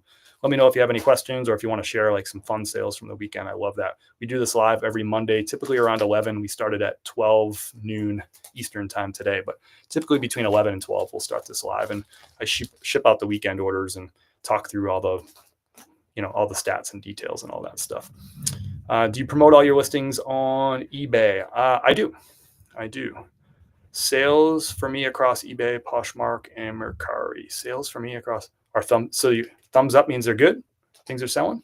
I like to hear that. Just sold a dress with nifty help, $18 profit. Nice, Donna. I love that. Was that a nifty auto offer that closed that deal? I like it. So out the door on this.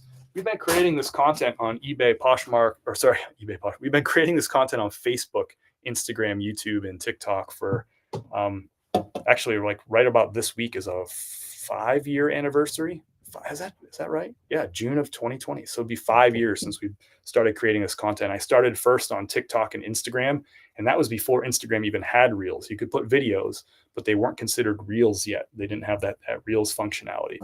And later on, we joined Facebook, and then we joined YouTube too. So, um, but yeah, I mean, we've been sharing this content and learning as we grew. But the business looks a lot different than when I first started. I first started on TikTok and Instagram. That was in Colorado. We were living in Denver. So some of that old content is really fun. I like rewatching it because it'd be like me walking to the post office in the morning, because we live downtown. So I would just like walk and drop off my packages and stuff, and like walking over the bridge through the park. It was kind of cool. I like watching some of those old videos, but we've done this content uh, in Denver. We ran this business in Denver. We ran this business in the Tampa area, and now we run it up in Fletcher. So it's kind of fun. Now I have like a video history of my business, and it's changed a lot over the years. I used to sell a lot more hard goods and sporting goods and collectibles and stuff like that. And I've really just honed in a lot more on clothing. I'm still opportunistic in those categories. I do pick up stuff when I go to garage sales, vintage audio, that kind of thing. But I mainly stick to clothing at this point, and shoes. But less shoes than clothing for sure. I've become a lot more selective there too. So that's all our eBay sales for the day. But don't worry, we got Posh, Mercari, and Amazon coming next. So we'll get into those items. But first, I want to take a little aside. I promised you that we would do a little aside during this live, that we would talk about eBay store subscriptions. So I'm going to do a little mini lesson on that because I had a couple people over the weekend ask about eBay store subscriptions to decide what is right for them. So I'm going to go ahead and share my screen. And I'm going to bring up the eBay store subscription levels. We'll just talk about this real quick. If you have any questions about it, let me know. If you're going to be joining eBay, or if you're already on eBay and you're growing your business, this might pertain to you particularly. But let's go ahead and share this. So, all right. Visited Denver about 3 weeks ago to get the vibe about possibly moving down there. Unfortunately, it was amazing and makes for a tough decision. Where's home right now? Netflix. We really enjoyed our time in Denver. We're not really city folk so much. We were actually plotting our move to move out to the mountains. We were going to move up to a town called, what's the name of that town? We're going to move to Evergreen, which is about 35 minutes outside of Denver as you head up 40 into the mountains. We were plotting our move up there, and then the pandemic happened. Life got weird. We somehow ended up in Florida, and now we're up here in Asheville. But we enjoyed our time in Denver for sure, even as folks who are not really city folks. Just found my first double RL shirt sold in about 4.5 minutes. I love the about 4.5 minutes. Super specific. Great sale on that. I love that, David. Thanks for reporting that. My hesitation to do lives or open up about reselling is not wanting to deal with haters. Do you feel peaceful having an online presence, or does it bring a lot of stress? I've been doing this for 5 years, and I can kind of remember my first viral video back in 2020. It was I think August of 2020. It was a strange video to go like truly viral too. It was I'll switch back to this for a second. I think this is an important conversation. So, my first viral video was me using a box resizer, which I still have. So I was shipping 2 pairs of North Face boots. They were brand new in the box, and I was shipping them out. So I showed people like, hey, I just bought this box resizer tool that allows me to quickly resize a box so I can save money on shipping, right? So that video, for some reason, went viral. I don't know why, but it got a lot of crazy comments. I remember we went to the beach that day. We were going paddle boarding. And as we were driving out to the beach, I'm looking at my phone. I was like, man, the comments are just pouring in about this box resizer video. And I forget how many total views that video got. It was millions of views. And you can go back and see it. It's still published. I had to turn off the comments because people were like, it was the first time like I dealt with like just people just being like really hateful, and not even like hateful towards me, like people, the fighting in the chat. There was like anti-Semitic comments and stuff. And it was just the craziest like experience. I was like, what the heck is going on? I'd only been making videos for a couple of months, and most of my experience was that people were just, it was a cool community of resellers and stuff. But when you get a video that goes viral, the experience is that video is not being viewed by resellers. When a video goes truly viral, it goes out to everybody. Like just people have never even heard of reselling, and people have never set foot in a thrift store. You just, you get all walks of life, all over the country, all segments, it's just like it's like all of a sudden you're in a, so when you get a million views, right, that's like having 10 football fields, like 10 uh what would it be, like 10 rose bowls. Like 1 million videos is like 10 rose bowls full of people, and they all get to express their opinion on what you're doing. And it's a very strange thing because all I was doing is resizing a box. It was very like, I don't know, I didn't think it was very controversial or very interesting at all. And yeah, I turned off the comments on that video because it was just like, this is too much. And I talked to a fella, a friend of mine named Carrie, who was really like the first big reseller on TikTok. You might know him by American Arbitrage. He mostly focuses on sports cards at this point. He does a lot of whatnot sales with sports cards. And but Carrie's still a picker. He still goes to garage sales and thrift stores and all that stuff. Great guy, but he blew up on TikTok. He was like the first big dog. He had 100,000 followers before anybody else did. So I was friendly with him. So I just reached out to him like, hey, like, man, what do you do with like all this, like this negativity that comes with like viral videos, man? He just told me, he goes, you can't listen to people who don't care about you. He's like, those people that are commenting don't care about you. He's like, you can't listen to them. He's like, they're just people, he was explaining to me. He's like, there's just people that have nothing to do with reselling. It's not why you're creating content. You're not creating content for them. They're expressing your opinion. Why would you care about it? They're not, you're there to help people start and grow their reselling businesses. And those people aren't them. So don't listen to them. They don't care about you. They don't know who they are. And they're just going to make that comment. And then they're going to move on with their day, and they're not even going to remember making that comment. They're like, just don't respond, just ignore it and pretend it doesn't happen. I was like, that's great advice. And of course, it's, advice is always easy to hear and harder to implement at first, right? But I have taken that advice. I don't, the only time I respond to some of these comments now, I had 2 videos go viral with over 1 million views. One of them is like 2.5 million views over the weekend. And I just focus on the positive. I make money off those videos. That's very positive. It's brought on a lot of resellers, a lot of new followers, like people who are interested in reselling, who are already in the reselling business that are looking to learn, looking to grow. I've got some great comments from those new folks who have joined on board, and that's a real positive. It's great for me. It's great for the conversation. It adds new voices to the conversation. I love it. It helps my business grow. So those are the positives, but I got all these negative opinions, and I respond to some of them because I want the video to continue to churn. I want those people to come back and argue with each other and stuff like that. So for me, it's like a little bit of a game at this point. I went through years of ignoring all those comments, and I still ignore most of them, but some of them I'll play with them because I want them to come back. I want them to comment.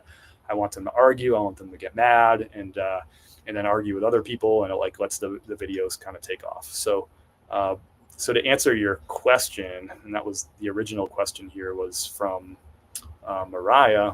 She was asking about dealing with the haters and stuff. And like, look, if you are successful creating content, you will have haters. There's no like skipping steps, right? Because that's the name of the game. If a video goes semi-viral or viral, you're having people who aren't your normal audience, people that you don't care to talk to, that are expressing their opinion. It's like walking down the street and every single person that you walk by has an opinion about your thing. And that's the challenge with social media when something goes big, when a video goes big. Your audience is no longer resellers. It expands to everybody. And you just have to remember that those people aren't why you're creating content. You're creating content for the people who are interested in what you're doing and who care about you and respect you and all that stuff. So you'll always have to deal with haters, especially if you're successful creating content. You'll deal with haters, period. It's going to happen. And I would say you just have to come to grips with that. If that's not something that you can handle, or something that you can't learn to handle, because remember, you don't have to like be able to handle it right away, but at some point you're going to have to learn how you're going to handle that. I don't lose sleep over those people because I know they don't care about me. I listen to my family. I listen to my friends. I have a group of people who serve as like, they loosely serve as a board of advisors for my business, and I run stuff by these people, some of them every day, some of them weekly, some of them monthly. Those are the people I care about. I care what Kim, my wife, says, my family, and like my close followers, people whose opinions matter to me. I trust them. I trust they have my best interest in mind, and I listen to their opinions and all that. But people who are clapbacks are gold. Thanks, Kelsey. And I do that because it's good for the channel. I do those clapbacks and share those clapbacks with you because you enjoy them. And I want to show you that you don't have to listen to those people. That's a lot of the reason I share that stuff, because I want to show you that no matter what you do in business, you're going to have people who vehemently disagree with you and think that you're a jerk, and that's okay. You don't have to listen to those people, whether it's social media or not. Social media is just a venue, is just a delivery model for voices, but you'll get those voices outside of social media as well. They're just amplified by social media because more people, a video goes a million views. Think about that. 10 Rose Bowls full of people expressing their opinion. Um, that's a lot of freaking opinions. You can't listen to 10 Rose Bowls full of people. It's just crazy. But if you're going to do it, Mariah, you have to come to grips with the fact that there will be haters. There's going to be people who disagree with what you do. You could literally be a doctor who saves puppies and nuns and babies. That's all you do. And you could create content about saving puppies and nuns and babies, and people are going to hate you for that. Social media, there's nothing you can do. If you're going to be on social media, I don't care what you're doing, people are going to hate you. I mean, think about these. I look at like these celebrities, these movie stars, these sports players, right?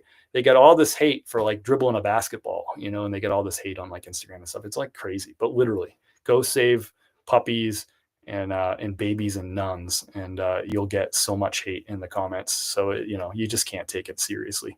Good afternoon from Ocala. I know Ocala. Welcome in, Jimmy Stone. Welcome aboard.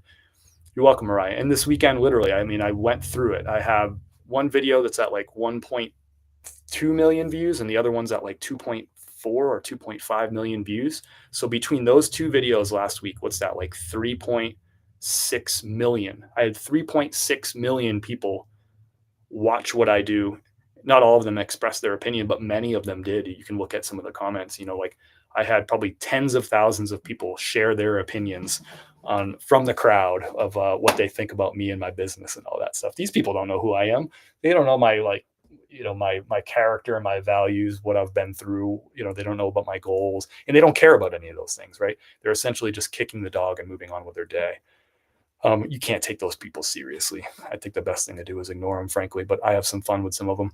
I've learned that literally anything online can be controversial. Someone eating a sandwich in a video can cause trouble. It's super strange. Yeah, people will make comments about people's physical appearances, and it is just wild out there. You can't take these people seriously. But if you're going to create content, you will deal with it. You'll have to figure out how you're going to handle it and respond to it. Are people still getting banned for delisting on Poshmark if the item sells on another platform? I think so, although I haven't heard any reports from my people over the last few days, it seems like, but I do feel like that's still happening. Let me know if I'm going to put this back on the screen, this comment.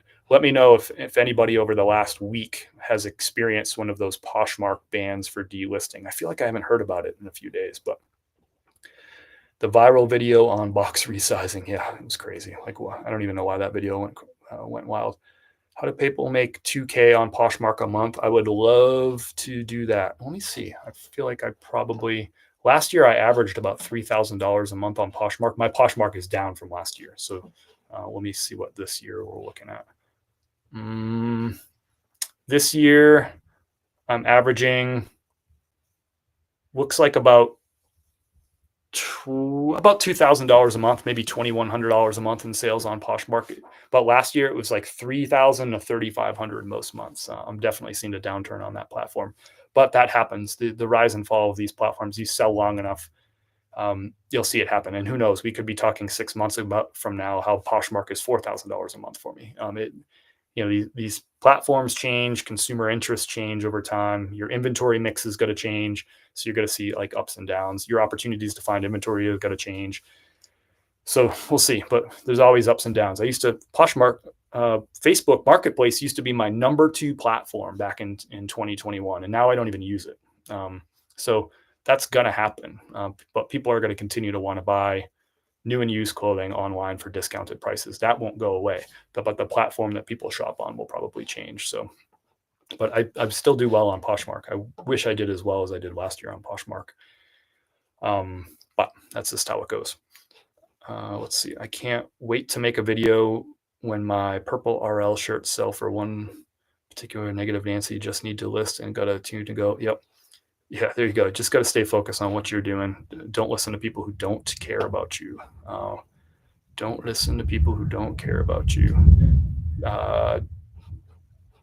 Nifty is set up to not delete for 60 days. I replace cover photo saying sorry sold. Gotcha. I just have my stuff delist as normal. I haven't changed anything in my game because of that whole Poshmark thing. And I got suspended for, I don't know, a half hour or something like that. I keep doing what I always did.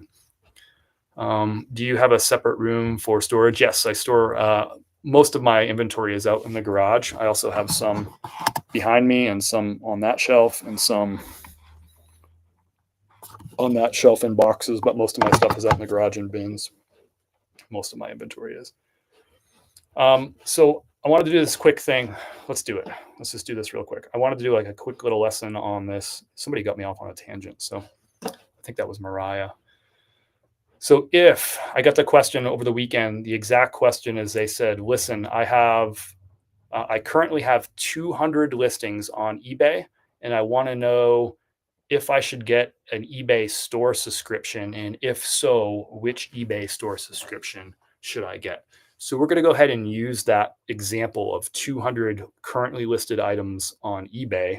And I made an assumption that that person is looking to grow to something like 325 listings over the next few months. So at 200 listings a month, the starter store, which is $495 a month, gives you 250 a month, like no insertion fee listings. So eBay has two different fees. There's three different fees.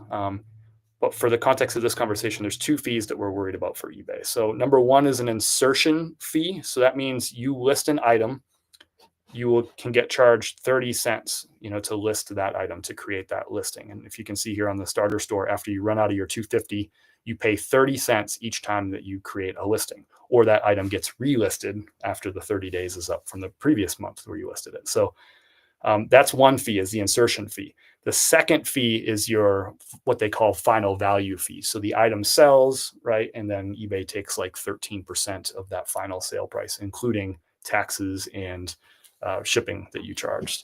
So the store won't have any impact on your selling fee. The store will only have your final value fee. It will only have an impact on your insertion fee.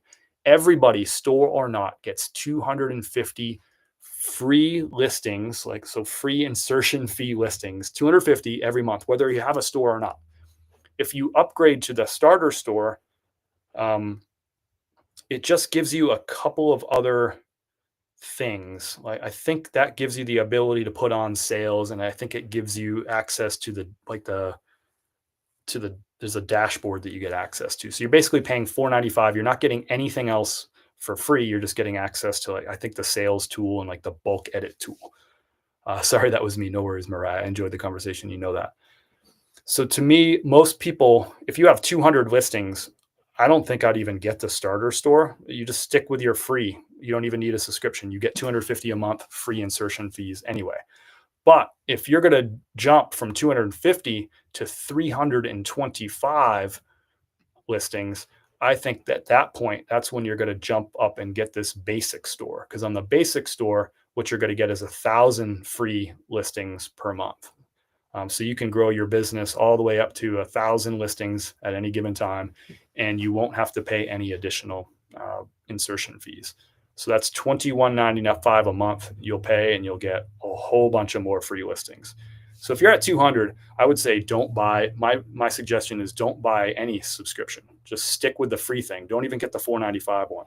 But if you jump to, say, 300 or 325 active listings, at that point, you're going to want to jump up to this basic store. Pay the $21.95 a month. You're going to get those 1,000 free listings a month, but you're also going to get every quarter a $25 coupon from eBay for eBay shipping supplies. Those shipping supplies are overpriced, so you're not actually really getting $25 worth of value if you ask me, but whatever. I use the quarterly coupon every quarter, and I get my $25. So essentially, if you divide that by month, because you only get it once per quarter. So 25 divided by 3 months, right? You're basically getting $8 a month back for your free eBay shipping supplies. If you're already over 325 listings and you don't have a store, I would encourage you to go ahead and just get the basic store, pay that $21.95 a month. And then you won't have to pay any more insertion fees. Because remember, if you're at 325 listings a month, you only get 250 of those for free. So now you're paying 75 times 30 cents, which is going to be, I'm going to do a little math here, 75 times 0.3. You're going to be paying $22.50 a month on insertion fees. Why not pay $21.95 and just never have a limit and let your store grow? So that's my advice there. If anybody has any questions about the eBay store subscription, I had this question a couple times over the weekend, so I figured I would devote some time to sharing some conversation for it today for some folks who might be in a similar situation. Like, what about this store subscription? Should I be doing that? And my answer is, you've got 325 listings. Go ahead and bump yourself up to that basic store. Pay the $21.95. It'll actually save you money and give you a few extra little tools. Random question. I'm putting a bin number in the custom label SKU box in eBay. When I make a sale, how do I see this field to know where the product is located? It'll show up right on the sale screen. I'll show you exactly where it showed up on mine. I'm going to share my screen, but I'm going to have to tuck this off in such a way where you can't see the buyer's name. So give me a second here. I'm going to share this window. Let's see, this one.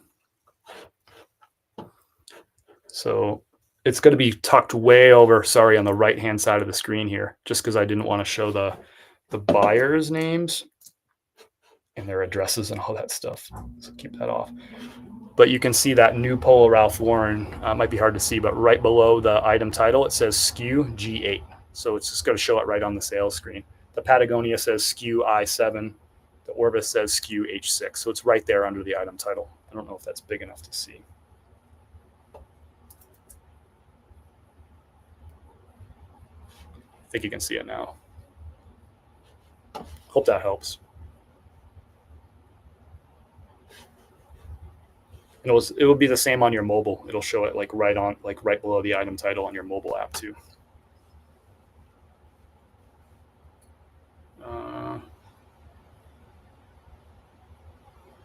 Excuse the typos. No worries, Carolyn. I muscled through it. I got what you were trying to say. Hope that helps, Julie. It's super easy. Oops, hit the wrong button. Bear with me. Kim's on.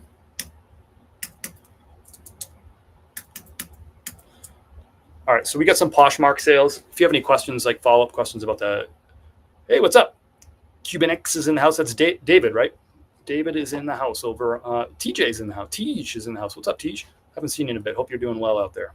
My friend from the West Coast. All right, let's do some Poshmark sales, shall we? We got 3 Poshmark sales from the weekend. Poshmark has been slow for me. It was a slow week overall last week. 3 sales for the weekend is not very good, but I'll take them.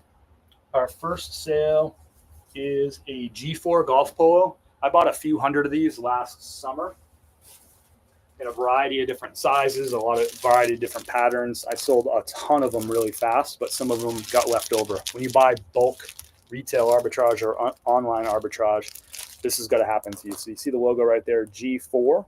I think this is the last pink one I have left. But you'll sell a bunch of them quickly, and then you'll just have a few SKUs and a few sizes that sort of trickle out the door slowly over the course of the next year. So $120 retail on this one right here. Men's size 2XL. It's a great size. I think a great colorway too.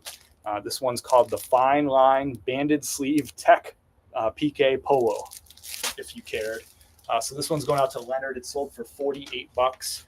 My average buy cost on these was about $28 a piece, and I bought a few hundred of them last summer. So this is one of the leftovers, sold for $48. Most of them sold in the $50 to $59 range. Some of them sold for like $60 to $65, but most of them, like I'd say my average sale price is probably like $53 on these.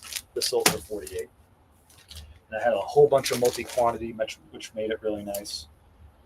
And this is going to Leonard. Thank you, Leonard. Oh, I'm not going to use the wrong bag. I'm going to use these padded flat rate envelopes because they're free. I can use my regular poly mailers just like I use for eBay too, but I order these padded flat rate envelopes from USPS.com, and for all my Poshmark orders, I can use these, and they're free. They get delivered to my front door.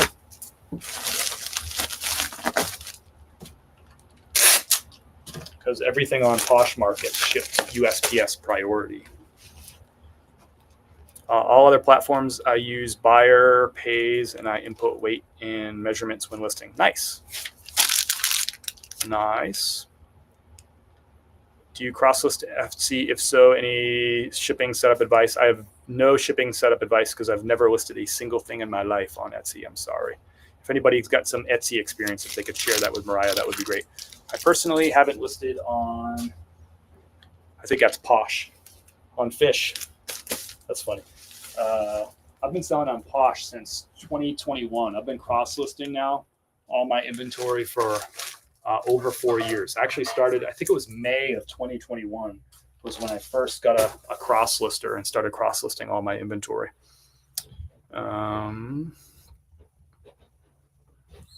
Poshmark, because of the whole banning thing, I might just go ahead and try again. Oh, don't be worried about the banning thing. Nobody actually got banned. They just got like a little suspension or whatever. I don't think anybody actually fully got banned. And most of those suspensions, everyone that I've heard about is appealed and it got overturned. So I think that's a storm that just rolled through. And I think that storm's probably going to blow out, to be honest with you. It caused them too much collateral damage for them not to fix it. Sold that Peter Millar witchery polo in 1 day, rare, profit $28. Nice. What's Peter Millar witchery?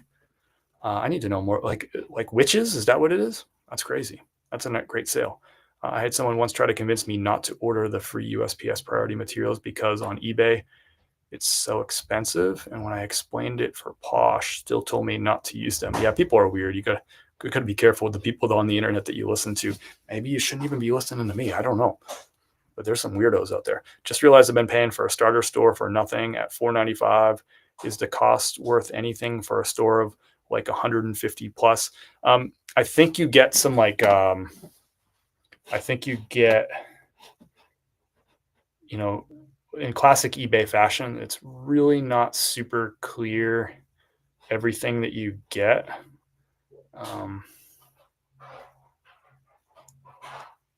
Yeah, on the website, it's only telling me that you get 250 a month free listings. Yeah, it's not telling me that there's like any other additional benefits. But I would encourage you to check out this page and like dig into it. Again, I've had an eBay store for probably 6 years, if not longer. So I don't really remember all these decision makings, and the stores have changed over the years. They added in, they've changed the different levels and what you get for the different levels. So I would dig in and do your own research. But I don't think you get anything else, but somebody could tell me that I'm wrong. But based on their website, it doesn't look like you get anything else. It was a witch on the shirt flying. That's awesome. That's awesome. Donna, what a great find. That's really cool. Did you see the one that I shipped out earlier, the Happy Gilmore Peter Millar? Pretty crazy piece right there. All right, our next Poshmark sale is going. It's a Travis Matthew. This is a piece that I wouldn't pick up anymore, and this happens. Like brands go up and down, and right now Travis Matthew is down. So I picked this up for $5 at a thrift store. It took about a year to sell. I picked it up last summer, and it's just a plain golf polo. These used to sell really consistently for like $20 to $25, even the plain ones. Now the plain ones really sit around for me unless I discount them pretty heavily. I got an offer for $15 on this one. I had it listed for $19. I countered at 17 and the buyer accepted 17 on this piece. So happy to see it go. This time of year, you'll still sell some Travis Matthew, even the plain ones like this, but they just don't command the money that they used to, and they just don't sell as quickly, especially if you price them like it's 2023, they're just not going to really sell anymore. If you price them at like the $17 range, yeah, you'll sell Travis Matthew. So if you can get it for $1 or $2 or $3, I think Travis Matthew is worth picking up. But I'll still pick up some, if it's got a country club logo that's like a really well-known country club, I'll pick up Travis Matthew. If it's got a really cool modern pattern, I'll still pick up Travis Matthew for like $5. But a plain one like this, for me, I haven't been picking these up for quite some time now. So this one's out the door. But again, if the price is right, you get them for $2 or $1 at a garage sale, I'd pick up Travis Matthew. could sell it for $17 all day and be happy with that flip, but it's just not selling the way it used to, and that's okay. Next up, that's what happens. It's just been replaced by other polo brand, like golf brands that are hotter right now, like something like Rowback, which I was not selling 2 years ago. Next up is a Psycho Bunny shirt. I picked up a whole bunch of these retail arbitrage. I forget how many of this exact one. So size 3XL, it's a t-shirt. It's got the little bunny logo right there on the chest. I've sold a handful of these. I think I still have 2 of them left in the same size and the same color. This sold for $38. I believe I paid $20 a piece, but I bought like 30 Psycho Bunny pieces. It might have been more than 30. It was a lot. And some of them were t-shirts. Some of them sold quick. Some of them didn't. Some of the t-shirts, like with a big pony or a big bunny on them, like big multicolor crazy graphics, those ones sold really fast. This one's kind of more of like a plain basic. But I've sold some of these already of this exact one, but I have a couple left. I probably had like 6 that were like the same color, the same size. So they're trickling out the door. That was a best offer, $38 on that one. That was a me best offer. That wasn't a nifty one. I went back and forth with that customer, got to 38. Actually, let me check that. I don't think I might have just lied to you. I might have just lied to you unintentionally.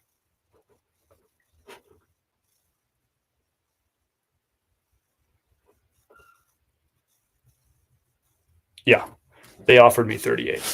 That was not a nifty offer. I had it listed for 45, and I have sold some of them for 45. Starter benefits are pretty much running sales coupon and having 5 cents off insurance fee for listing over 250. I had starter up until May when I upgraded to basic. That's interesting. So Desert Rain, how come the website doesn't say anything about running sales or coupons? It literally doesn't even list that as like one of the things anywhere.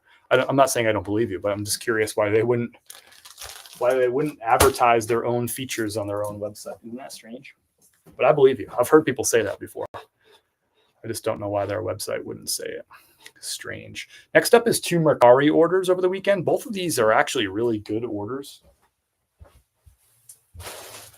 I shipped one of these when I went live on Friday, and I shared with you the whole background to this shirt. So it's a Polo Ralph Lauren, like 4th of July edition. This is brand new with tags, modern Polo Ralph Lauren with that classic Polo Ralph Lauren tag. But look at that like bandana, kind of patchwork, all over print. 4th of July, American flag. This sold for $59.82. I think I paid about $30 for it. And when I picked these up first about 2 years ago, man, I sold like a bunch of them like really, really quickly. And then they've just been trickling out the door. But with 4th of July coming, we sold 2 of them really in the last 4 days. So that's good. And this one's on Mercari. This is going to go USPS Ground Advantage. So happy to get those. I think I might be sold out of those now. Finally. I think that's the last one. I have to double check that. That's going to Annie. Annie's in Hurst, Texas. So a little patriotism going down to Hurst, Texas. I love that shirt. That's an amazing shirt. Travis Matthews performance pants are doing good still. Glad to hear that. I don't know that I've ever sold a pair of Travis Matthews pants. I'll have to think that through. I don't think so, but that's good to know. I honestly have no idea. I also find it weird they advertise $250 free when you get that without a store anyway. It didn't used to be that way, Desert Rain. It used to be $100 free or something like that. And the basic store gave you $250. I forget. It used to be different. They change it all the time. I don't understand why eBay makes it so confusing anyway. I think the whole store thing is I think it's a solution for another time. I think it just complicates an already very complicated platform. If I were them, I would just do away with it. But publicly traded company, they don't like to give away. They don't like to make changes that are going to cost them money. But it's just such a complicated platform. To me, that just adds unnecessary complexity that nobody really understands. I sold a Travis Matthew pair of pants today watching this. There you go. So Kelsey and Desert Rain, y'all are on the same exact page. So that's out the door. This sale, look, I didn't make a lot of profit on this sale. Can I open this? I can't open this. So one of my friends is a big Roosevelt's fan. You know this brand. And I'm not going to unfold this whole shirt. You can kind of see it. So this is a Star Wars Roosevelt's collab. I bought this retail as a limited release a couple of years ago. And I bought 4 of these. You can see the retail on them is $70. So that's what I spent for them, was $70. This was a 40th anniversary of Return of the Jedi. And it's got like a big Darth Vader, and you can see Luke Skywalker. Darth Vader's kind of off the side there, but really cool. And you can see like that's the Darth Vader like mask right there. Just an awesome, awesome shirt. So 2 Star Wars shirts. There's something going on with Star Wars this weekend that I need to know about. We sold 2 expensive Star Wars shirts this weekend. So that one's a Roosevelt's. That's the last one. I had 4 of them. They took forever to sell. I paid $70 a piece for them. A couple of them sold pretty quickly for around like the $125 range, which is fine profit. I'll pay $75 to sell something for $125 pretty quickly. But this one sold for $109. So brand new in the package. Purchased retail, limited release. Like it dropped that day. I went and bought it.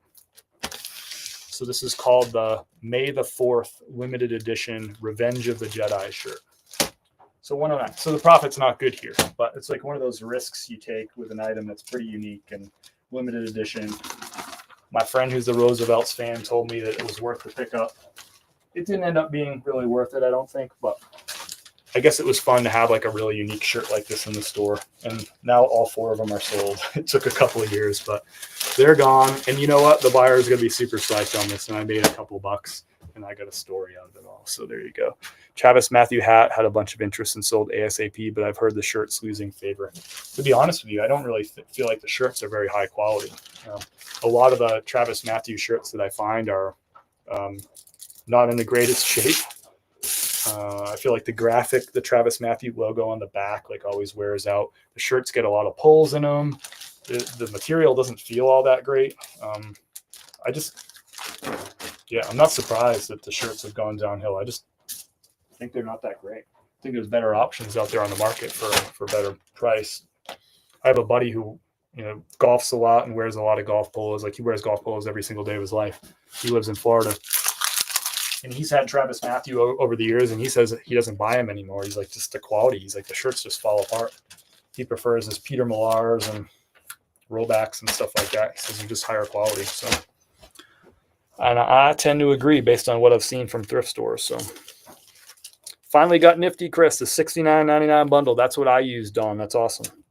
So, if you got all your items loaded up, you get your setup done over there. Nice job on that. I think that's going to be a nice bump for your business. So I wish you the best with getting that all set up. But yeah, let me know if you have any questions or what your experience has been like getting started on Nifty. Let's see. Do you leave the retail price tag on them? Yeah. In this case, I will. This is a special edition shirt that's no longer available on the website. It's probably going to a collector who's paying $199 for it. They know what the retail price was.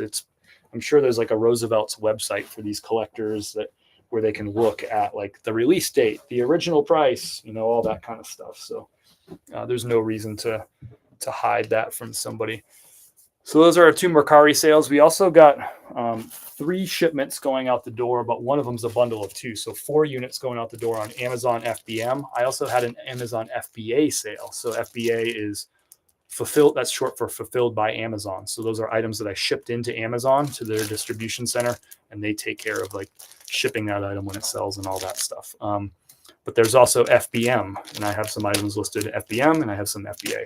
So I had 3 FBM sales for 4 units, and then I also had an FBA sale for 1 unit. So here's the 2-pack pair of Dickies work pants. There's 2 of them in here, both size 31, 32. I actually get a fair amount on Amazon. I get a fair amount of purchases where people will buy like the same exact pant. They'll buy 2 of them, especially Dickies, like a work pant. This guy probably wears, the same pants 5 or 6 days a week to work, right? Every day. So they bought 2 of them, same size. So these are going out the door. These are going USPS Ground Advantage. And they are going to Athens, Tennessee.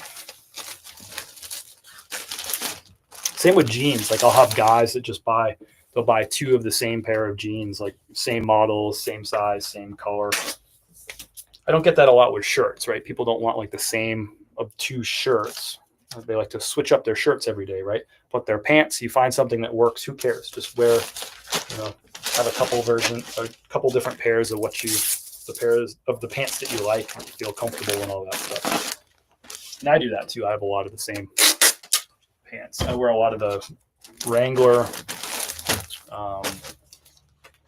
outdoor like hiking pants.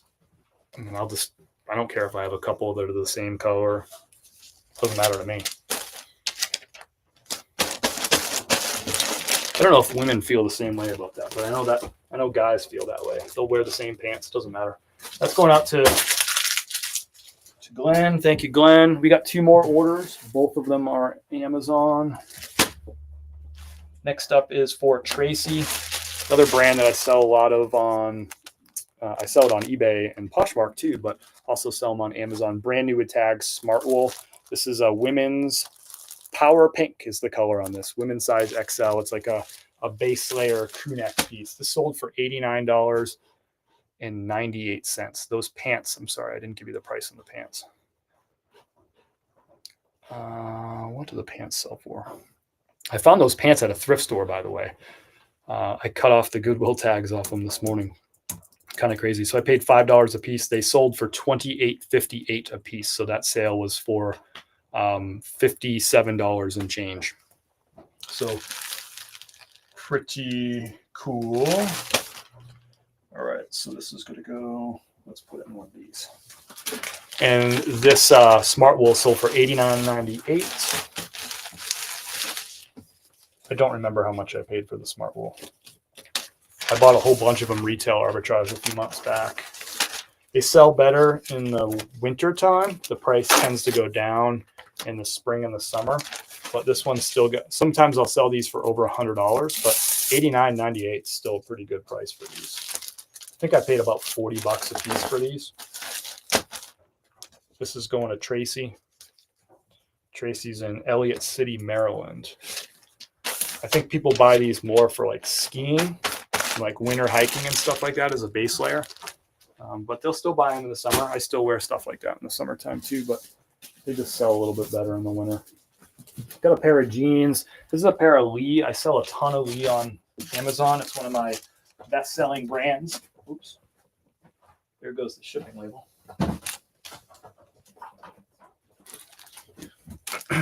I don't sell a lot of Lee on eBay and Poshmark. Different brands tend to do better on Amazon. So really common brands like Lee.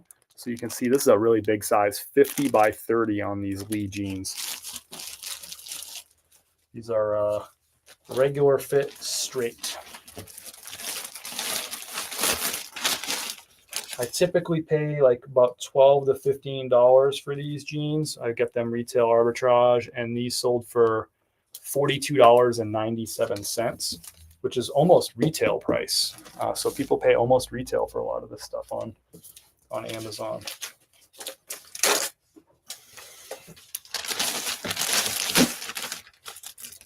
This is going USPS Ground Advantage too.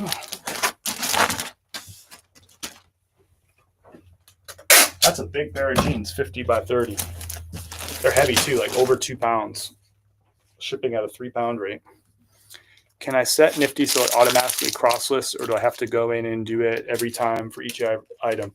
Every time for each item, but there's a tool that I experimented with over the weekend. If you want to watch that live stream, it was from Saturday morning, where you can list right through Nifty.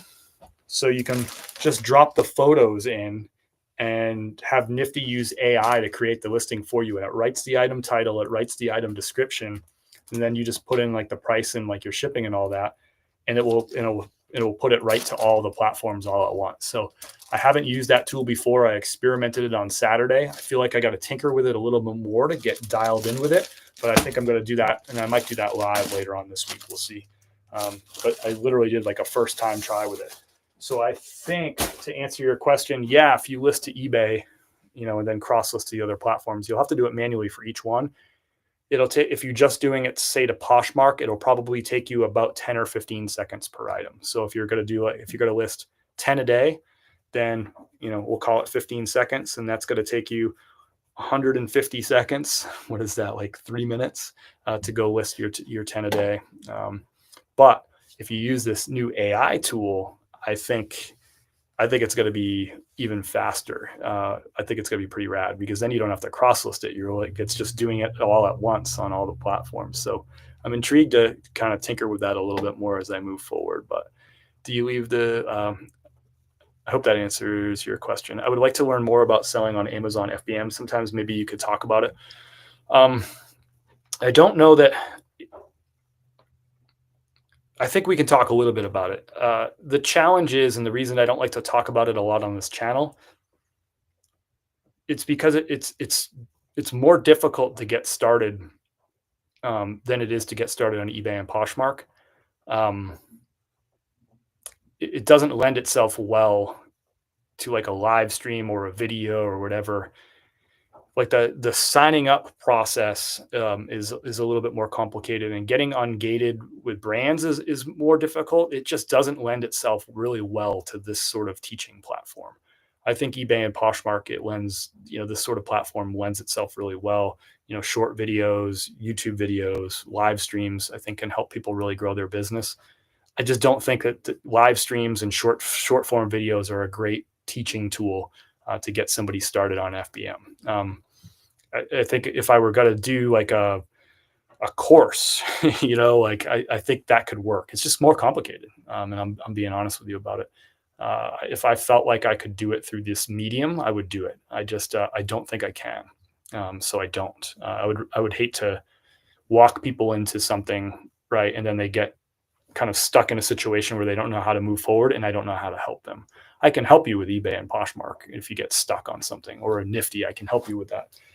I just don't know if I would be able to help people make it through the process. I signed up to FBM once, I got ungated in a lot of brands once, and then you just don't do it anymore. So it's hard for me to speak from that experience, if that makes sense. So I don't foresee myself teaching on FBM, aside from just showing you what I sell on there. And if you can find a way to figure out how to get started and all that stuff, and then sure, that stuff's helping. But I just don't know if I could. I don't know if I could teach through this medium and make it successful. So I won't. I would rather not do something that won't work. If that you deserve better than that. And can you sell only seasonal example Xmas? And can you sell only seasonal example Xmas?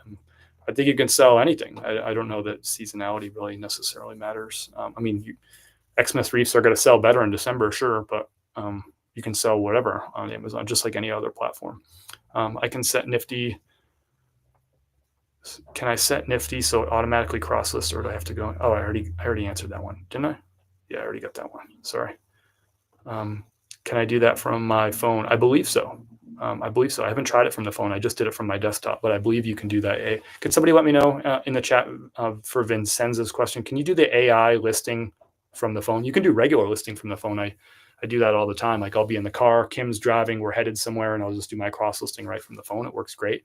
But I've never done the AI cross listing from the phone. I assume you can because all the features that I've ever seen seem the same between the two, but I don't 100% know the answer to that question. So maybe somebody can answer it. You're welcome, Mary. Maybe somebody in the chat will help with that. 1 second.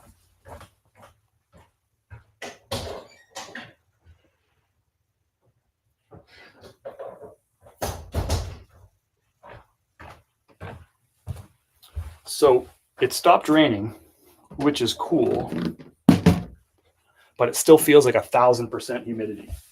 A lot of times like the rain comes through, it just kind of feels like it loosens up that humidity and cools things down. Neither of those things seem to happen. It is humid in here, and then when I opened the front door to go outside, it was like a wall of humidity that I ran into. Reminds me of living in Florida. The only difference is that would happen still in like October in Florida. Of course, it's going to happen in June.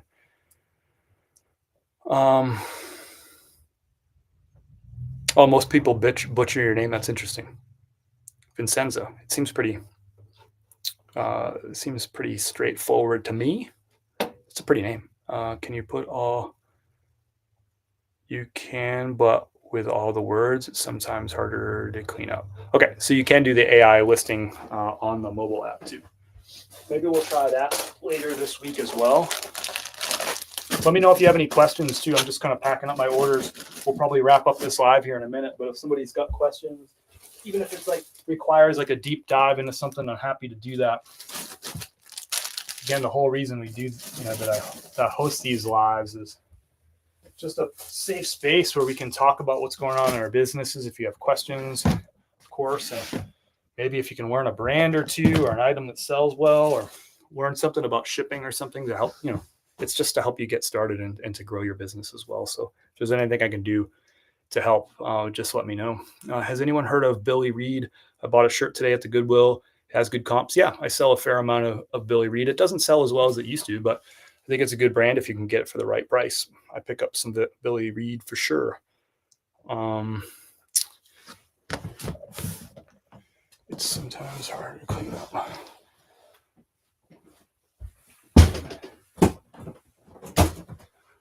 And I have to drop off that package at Walgreens anyway, which means I have to drive right by the post office. So that's nice and easy for today. The postal guy picked up maybe the first third of the packages, but he got here before I was done. So, but it won't really cost me any extra time. I'll just pop by the post office. My post office people are really nice. I know some places the post office is like, they can be like a bear to deal with. They can be, yeah, I remember going to the post office in New Hampshire. They never seemed like they were really nice people. They seemed like they were really they're always trying to catch you in like some sort of, yeah, they were trying to like catch you doing something wrong. It felt like all the time. Same when I was in Colorado and I was in Denver. I'd go to like the big downtown post office, and boy, everybody always just seemed upset in there. Seemed like they were just trying to catch you doing something wrong. It seemed like that was their whole motive. Down here, man, they're so nice. Even in Florida too, they were like the nicest people, like actual customer service and stuff. I wasn't ready for that. It used to be. I just felt like the post office people in different parts of the country can just have a different affect for sure. Last month, made $1,200 profit this month. I'm only at 370. Frustrating. Yeah, I typically expect a downturn of something like 15% in the summer months. So basically what you're saying is if you're at 370 now, you're on pace for about 740. So what's that, about like 25% down? But you might have a really good week this week. But that's the way retail is. You can fight the seasons all you want, and certainly I want you to be successful every month. But the reality is that people tend to buy less clothing online and in stores during the summertime. Of course, there's exceptions, right? If you live in like like our Asheville is a tourist destination, and we have an outlet mall. Like that outlet mall is going to be busy during tourist season in the summertime, right? There's exceptions to it, but retail clothing slows down in the summertime, and people buy clothing for the next season rather than the season. Right now we're in the middle of like spring summer season, so people already bought that stuff. They bought that stuff in March, April, and May, and now they have it. They have their short sleeve shirts, they got their shorts, they got their swim trunks and all that, and they're not ready to buy jeans yet for the fall. They're not ready to buy flannels and sweaters and stuff like that for the fall, and they're definitely not ready to buy winter jackets. So of course there's I'm speaking in generalities, right? Some people, I sold some jeans today. I sold a quarter zip fleece today, yes, but those things slow down. I don't sell as many of those things this time of year. So that's just the summertime. I've been in this, it'll be 7 years next month that I've been in this business. And every summer I experience a slowdown of some sorts. It's typically like, 10 or 15%, and then it picks back up in September. So it's just the ebbs and flows of business. Whatever business you're in, you're going to have that. When I worked in the restaurant business, we had the same, depending on the type of restaurant and where we were located, you had ebbs and flows too. One restaurant that I used to run in Manchester, New Hampshire, got really, really slow in the summertime because everyone left Southern New Hampshire for vacations. They went to the lakes region, they went to the beach, they went to the mountains. They didn't go to Manchester for vacation. They left Manchester for vacation. So that seafood and steakhouse is very slow in the summer. We would do things to try to make business better, offer people specials, discounts, advertise. Of course, we don't just like lay down our arms. We would do what we can to stay as busy as we possibly can during the summertime. But the reality is you can't swim upstream against that kind of current. But when I worked at another type of restaurant, 20 minutes to the south, our business, this is a Mexican restaurant, and Mexican food and margaritas and sitting out on the, we had a huge patio space. That place got very busy in the summertime because people came there specifically for kind of summertime type fare, and the concept lended itself to uh, to outside. So we were really busy in the summertime because people who stuck around in southern New Hampshire and didn't go on vacation, they wanted to come to our place as opposed to other places where they're cooped up inside. They wanted to sit out on the patio under the umbrella, have a margarita, and enjoy some sunshine. And so that place was busy. But there's ebbs and flows of business. You can fight against it all you want, but the summertime just tended to be slower. It doesn't mean that you shouldn't fight hard, discount items, run sales, price things aggressively, keep finding items, but you just have to be realistic about the expectations for the summertime, I think. Hope that helps. Yeah, Don, we just, yes, heard of Billy Reed. And yes, I sell a fair amount of Billy Reed. I don't find a ton of it, but I probably have 6 or 8 items in inventory right now. It's a nice brand. It doesn't sell as much as it used to. The sell-through rate has come down on a lot of pieces, but Billy Reed is a good brand. Do you think thank you cards are a necessity for your business? Do you think it contributes to growth, or is it more of a vanity thing? Um, I wouldn't describe anything that I do as maybe vanity isn't the right word. It's a business. I do things in my business to make money, so I don't know that vanity is the right word. Do I think it's a necessity? No. Do I think it contributes to the customer experience? I do. And do I think when customers have a good customer experience that they're more likely to come back and purchase more? Yes, I believe those things are true. The cards cost me 3.5 cents a piece, and I take a couple of seconds to write, someone's name and thank you on it. So, yeah, there's nothing vanity about the business. I do things because I think it'll help the business, but no, I don't think it's a necessity at all. I know plenty of successful resellers who don't put any kind of branding whatsoever on their stuff, and they do just fine. So I don't think it's a necessity, but I do it. My post office is terrible. You also have to wait 30 to 45 minutes for them to scan things. I go elsewhere to drop off my packages. They're wonderful. It's funny. It is funny. Kim is in the house. Flipping Kim. What's up, Kim? Hope you're doing well. Thanks for popping in. Always a pleasure to see you. It really is. Yeah, I think I'm going to wrap it here for the day. I'll probably see you a little bit later on this week. If not, I'll definitely see you next Monday. We'll ship out we'll do our weekly live around 11 or 12 a.m., 11 a.m. or 12 p.m. You get it. Between 11 and noon next Monday, we'll be live. We'll ship out the orders. We'll talk about profits and losses, all the same stuff that we did today. But I might jump on at some point later this week too. I'm going to tinker again with that nifty AI tool and figure why not tinker with it together. Some of you are already using it, so you can teach me too, and see if we can really get that AI tool to help me list items faster. Because if I can list items faster, boy, that really helps the business. That means I can list more items in less time, which means I can make more money, which is great. So we will, I'll try to do that later this week. We got a wild kind of week with a lot of moving parts, but I think I can pull that off at some point this week. I really want to. So, but it is complicated behind the scenes over here at Chris at Peak headquarters this week. We got a lot of moving parts, just, family stuff, friend stuff, appointment stuff, car stuff, health stuff. We got a lot of stuff going on. This is going to be a busy week, but I'm going to try to do that for you, because I really think that that's a big opportunity for my business, which means it's probably a big opportunity for your business. So we'll explore that tool. As always, these lives are available as a replay. So if you're just jumping in now and you're like, hey, I want to see what Chris sold over the weekend and what kind of profits he made and all that stuff, and see the brands and take some notes, as soon as I end this live, this will be available for replay. And if you are watching that replay, just write SHIP, SHIP, down below in the chat on the replay. That way I know that you're watching and that you're learning and that you're growing and all that stuff too. As always, I'll answer questions on those replays too. Just like in the live, I'll type some answers to you for all your questions and comments in the replay as well. Wishing you an awesome week of sales. Hopefully you find some cool stuff this week too. We'll catch you next time. Enjoyed it.